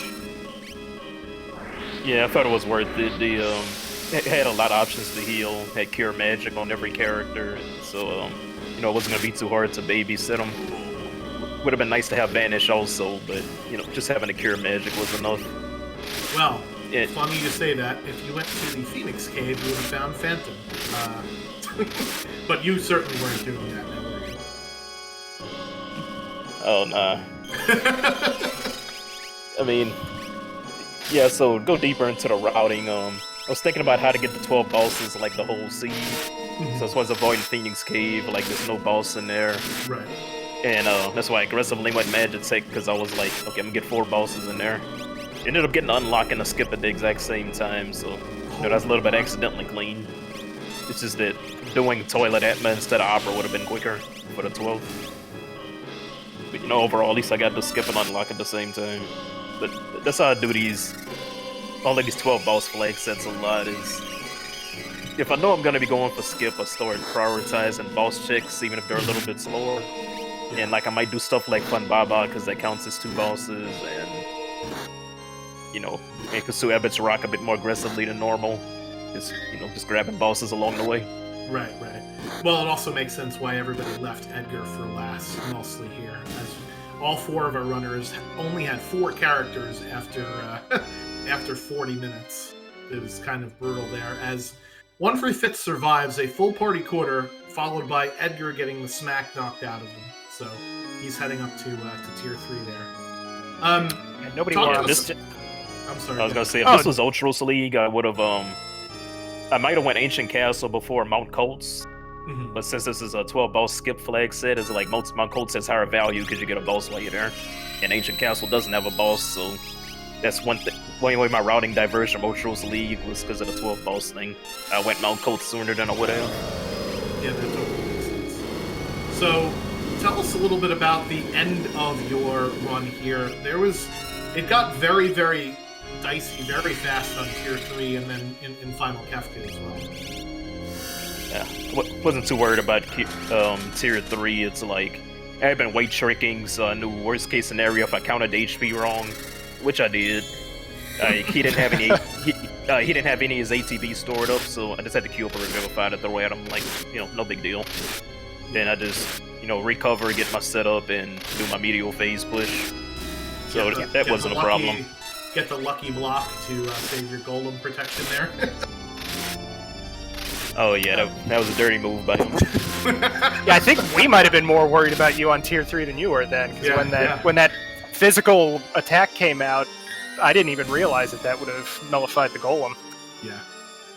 And then as for tier 4, with Edgar getting counterattack with that hyperdrive, that could have been a disaster, because the whole Garner phase is like built around him. Luckily, his speed was high enough from boosting on that speed Esper for so long that I was able to Phoenix down him, heal him, and get an attack in before the Garner. And then heal him up again to do another attack after the Garner, and never had to risk an Ultima.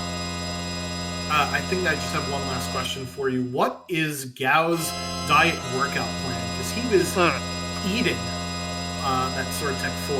Like, I didn't think it was possible to get damage numbers like that with that ability. Yeah, on Goddess, no less. That's because Goddess's back was turned. Okay, so that does affect. Okay.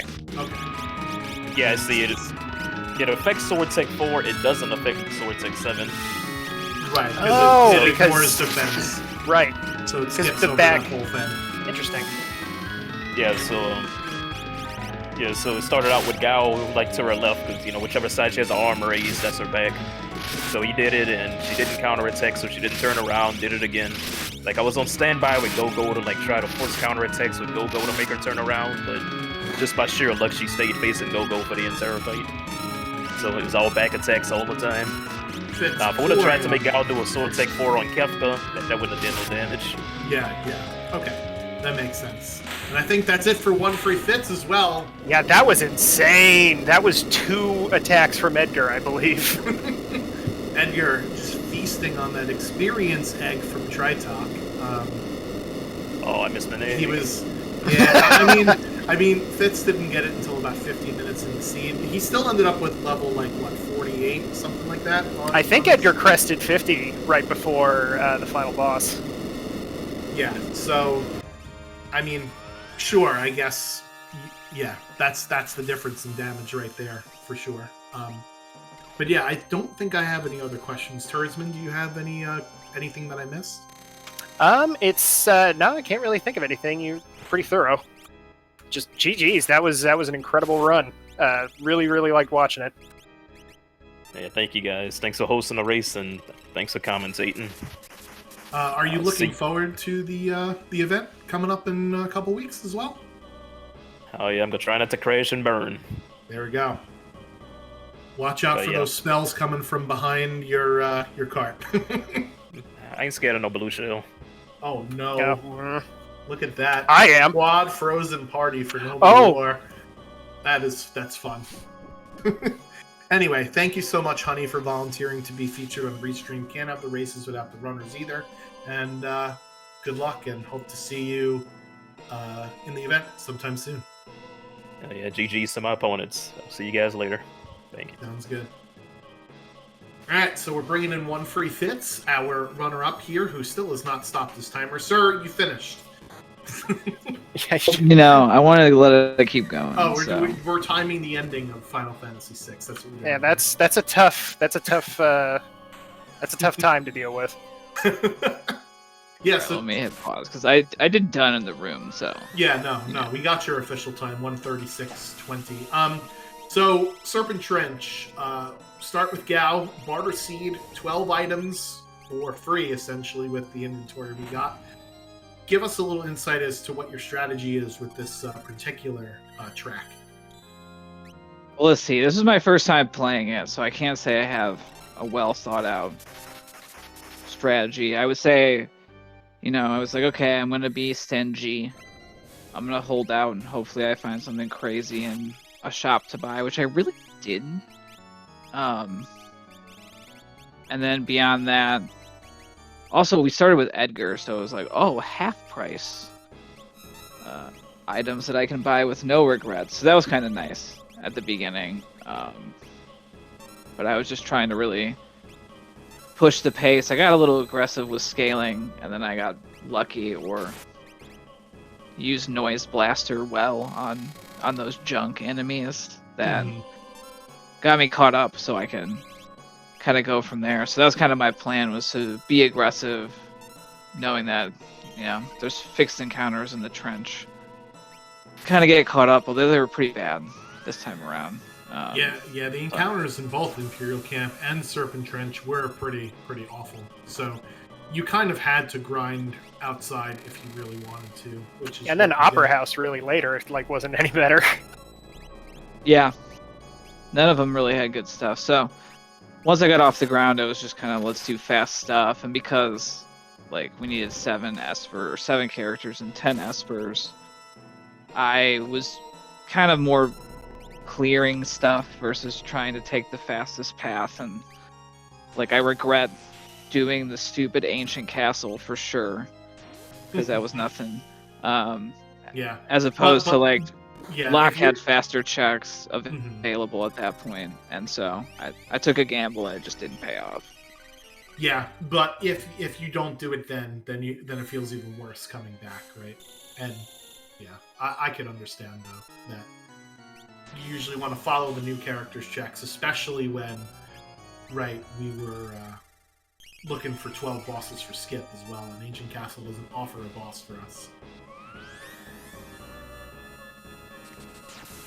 So yeah, and then at the end, I don't know if it was the right decision, but I was 2 bosses away, and I could have ran through and done the middle path up to the Guardian spot, and then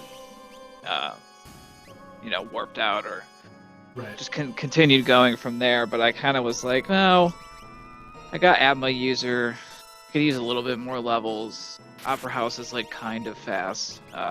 Right. So I just decided to take another boss and then do Toilet Atma.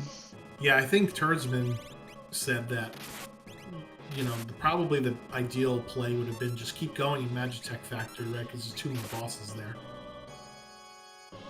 But I did think about that too. I totally understand going Opera House and then the Toilet Atma spot is pretty fast as well.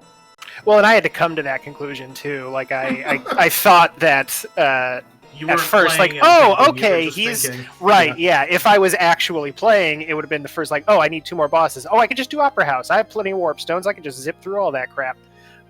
And then I would just do it. You know, I wouldn't think halfway through, like, oh wait, I could. So I'm with you on that one. I think that the difference is maybe not as extreme as it feels like. Yeah, I think that was a good call. This was something that I really should have asked Honeydew also, but I can ask you as well. Are there any types of skip that you end up routing into your thing? You know, it's kind of tough to do that for a lot of the standard ones, but is there one that you are always going to go for, like bosses? You know, there's 12 bosses. I'm definitely going to do everything I can to get to that. Bosses is an interesting one because sometimes we don't even have to try. It just like happens. Other times, like I had a lot of encounter heavy checks that didn't have bosses. It tends to favor your floating continent, your Magitech, because there's 4 in there, whereas we might normally bail out, as mentioned, which I did at the first 2. Especially if you start with Gao too. Yeah, and then it can make some interesting decisions around, like, am I gonna like full clear the middle and do the skip? I think scaling being at like 45 puts it at this weird, like, if it was at 50, I would probably play a lot safer. But 45 is still enough that it's kind of like, nah, should I just go for it and not chase the skip? So it can be hard. It's always a choice to make in the moment. Yeah, so are you looking forward to the event starting? Did you register? Yeah, definitely. You haven't told us. No, next Sunday. In case you I have registered. Awesome. We'll have a fun time. Overall, I still have to. I'm trying to decide how much I want to go for the big point division, versus the safer, still get points. But yeah, I think it should be a lot of fun. Yeah, I'm always excited to see what sort of events happen and how it happens. So it'll be a lot of fun. Turdsman, you have anything else for Fitz here? I think I'm good. GG's. That was a tough seed. Ran well. Yeah, thanks for the GGs, and thanks for putting the race together, and have a good evening. Yeah, no problem. Thank you for volunteering to be on Restream. We can't have the races without the runners. Is there anything that we need to plug while you're here? For me personally, I got some stuff in the works, so stay tuned. Hey. Yeah, not right now. Sounds good. Right on. When you do, we'll be sure to highlight it in our Discord. Nice segue. Thank you very much. And good luck with the next 2 weeks, and we'll see you on the track. Have a good night. All right, catch you later. Have a good night. As we have final Kefka here for Nobody War. It looks like he went Genji Glove, just Atma with no offering, which is, excuse me, a choice that will help you out with targeting, right? Because the offering you can not target, and unfortunately Edgar gets smacked in the face to the tune of quad 9 from Kefka. my eyebrows just shot off my head when that happened. It's like I didn't even make a sound, just like, oh! Oh, but this is fun. The sketch of Ultra. Remember when we poo-pooed sketch? See how you like it. It was about an hour ago, right? When we got Locke. We were just like, hey, yeah, sketch is terrible. It's doing more damage than his regular attack, so yeah. Very much in favor of that. Maybe not with the proc, I suppose, but it looks like Nobody War is just going to go ahead and leave Edgar on the ground for now. Oh, never mind. Well, yeah, Edgar's going to... But he's going to go back to the ground here in a second. Yeah, he's going to die in just a second. Unless this proc does it. That would be fun. I don't think he's got enough juice yet. I don't think he... Ooh, that was close. Yeah, not quite. All right. Unfortunately, queued up that elixir. Yeah, so Sabin is going to come down from this jump. and he does have enough HP to tank one Ultima, right? Because that's the counter that we're sort of afraid of here. Little Phoenix Esper summon, me likey, the unconventional strats, and that is a 4-time champion there. And no counterattack, very nice. Yeah, love to see that. Out comes Phoenix, and I think we can do, with Sabin up in the air, we are more comfortable with doing our attacks. Oh no, here he comes down again. Is this going to be enough? Yes! Excellent. 1:46:20. So exactly 11 minutes behind one free fits there. Get your GGs in chat as well for Nobody War. Tell him we said GG over on his channel. You could find the links to their Twitch in the stream. So, yeah, really nicely done. A bit of a longer seed given how linear it was and the lack of magical power, which usually sort of pulls us through in the early game, but we had to rely on chainsaw, drill, and a boots and horn combo that is not as potent earlier as it gets later.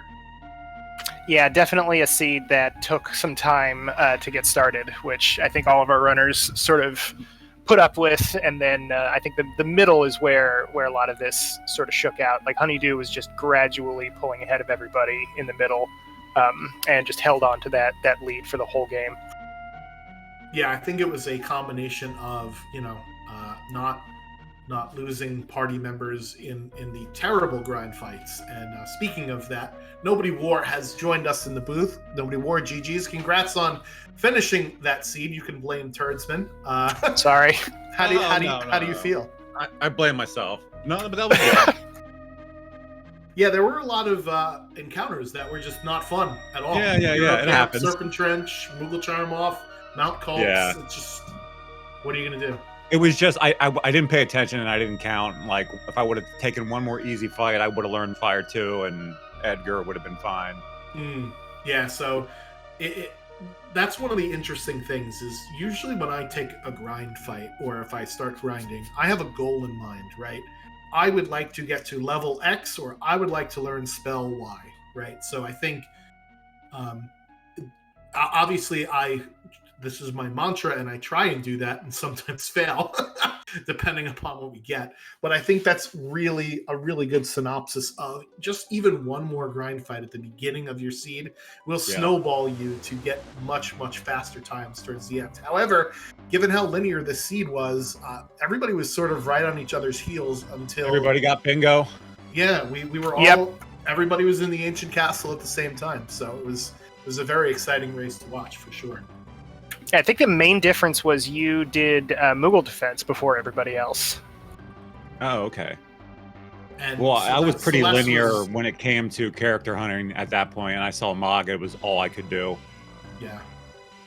Yeah, and that was our only character, right? Honeydew showed us all of Celeste's checks, and none of them were characters. So that was the way through the seed. So tell us a little bit about your strategy with this flag set. We start with Gal. We have a barter seed with 60k GP to start. What are you sort of doing and looking for early on in the seed here? I kind of just played around like I normally do and peek a few shops, try to find something spicy. That horn was early, and I couldn't necessarily find things I wanted right away. And after a while it kind of felt a little bit better. So I'm not necessarily sure what it was. I think the seed gave you stuff. You just had it was weapons the checks. for sure. It was just having to swing when you Illuna and then grab the sniper, and then finally was able to keep the horn and the boots on Sabin and him jump. Swing, jump. The boots in Ikea, definitely. That's one of the things, right? Like, if you made it through the Serpent Trench, the grind fights were terrible, but you found yourself an endgame build with the boots and horn. So it's kind of like, sometimes you have to just power through and play the seed to get what you need. That's sort of what you did.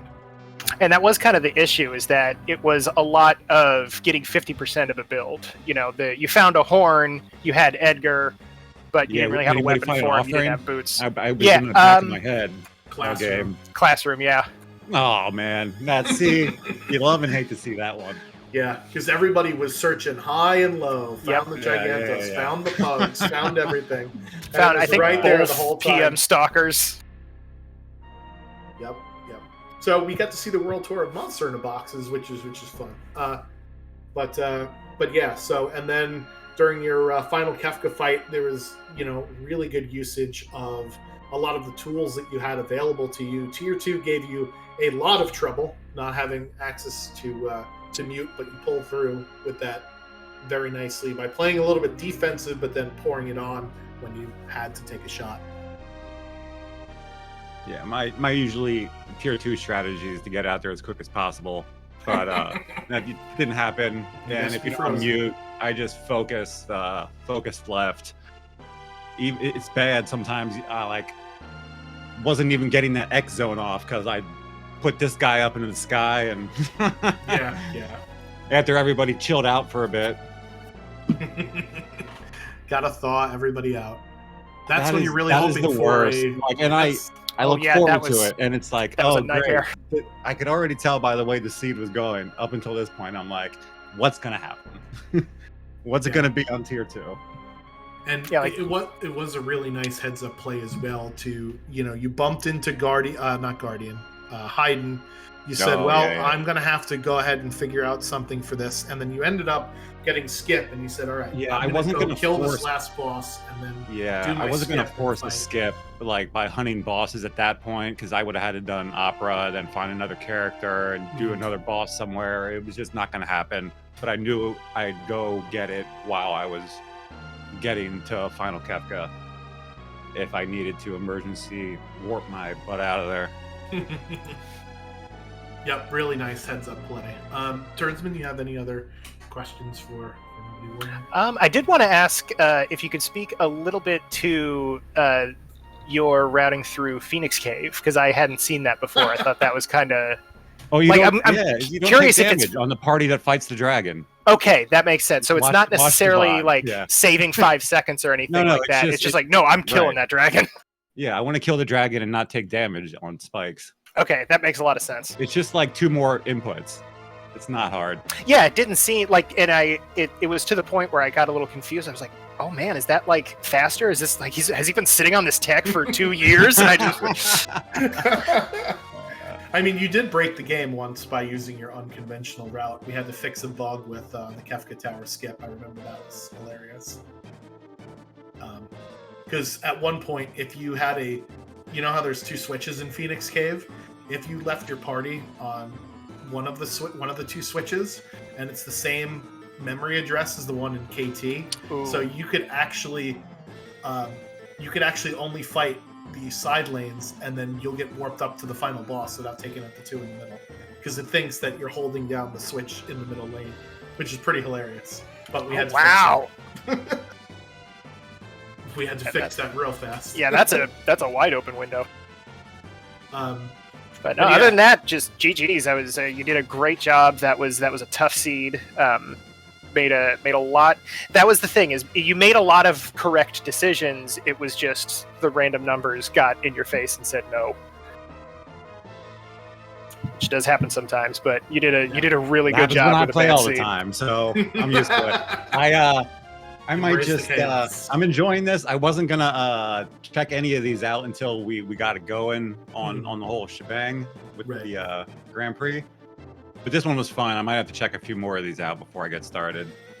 Yeah, this one is the Barter Seed one. The Leap River one is probably the most different, because you start with 4 characters and you have to get to 8 and 8 to get your Kefka unlock.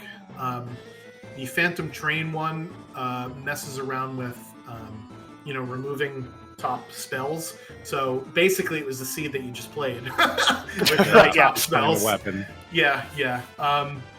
And the Figaro Desert one is another really interesting one in terms of the fully prescriptive starting party. I think it's the Figure Bros and Locke. No, or is it just those? Locke? It's just Locke and Edgar. Yeah. So. Oh, wow. Can I say that's the worst starting duo? I mean, there's a couple other checks worse ones. wise, yeah, it's pretty. Yeah, Checks what, but I yeah, feel I feel like that means I had my ears closed. I'm gonna pretend I didn't hear that. Open up the game the next time. spoilers. I have to Yeah, well, if you're Yeah. ever stuck in the desert of Figaro, you could blame play Kevin. it. And there is sand on my shoe. Anyway, Excuse me. so thank you so much for volunteering for being on Restream. Can't have the races without the runners, so really Absolutely. appreciate it. You got anything else we want to say before we let you go? No, just thanks for you guys again.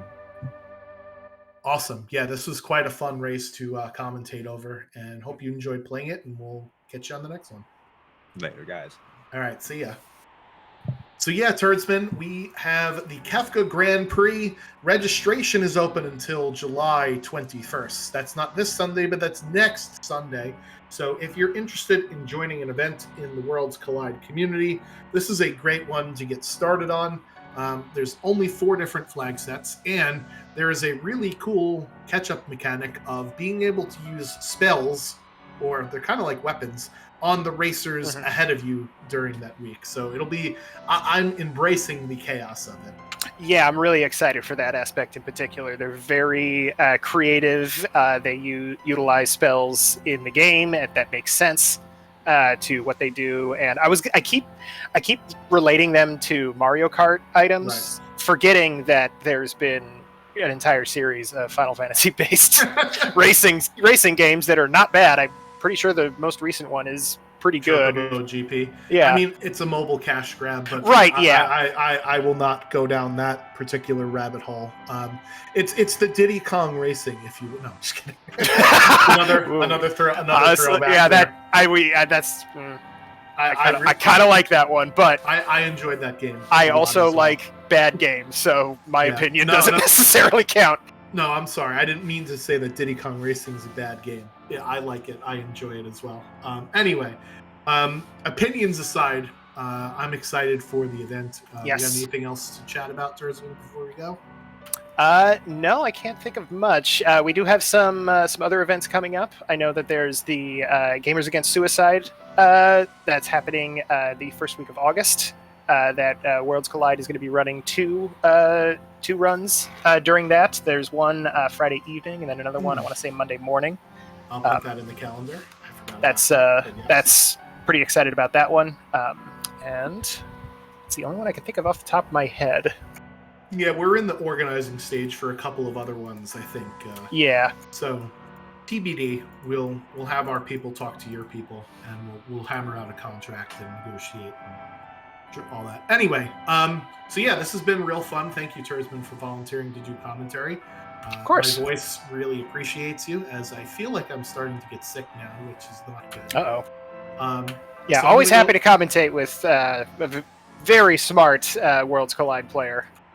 Well, I'm glad that you're fluffing up my ego. don't continue that. All right, one a month. Yeah, there we go. That's it. I had Glue giving me a resume for the last restream as well. Okay. Anyway, but thank you so much, and we'll catch you next Wednesday. Final Fantasy VI Worlds Collide. Peace out, everybody. Have a good night, y'all.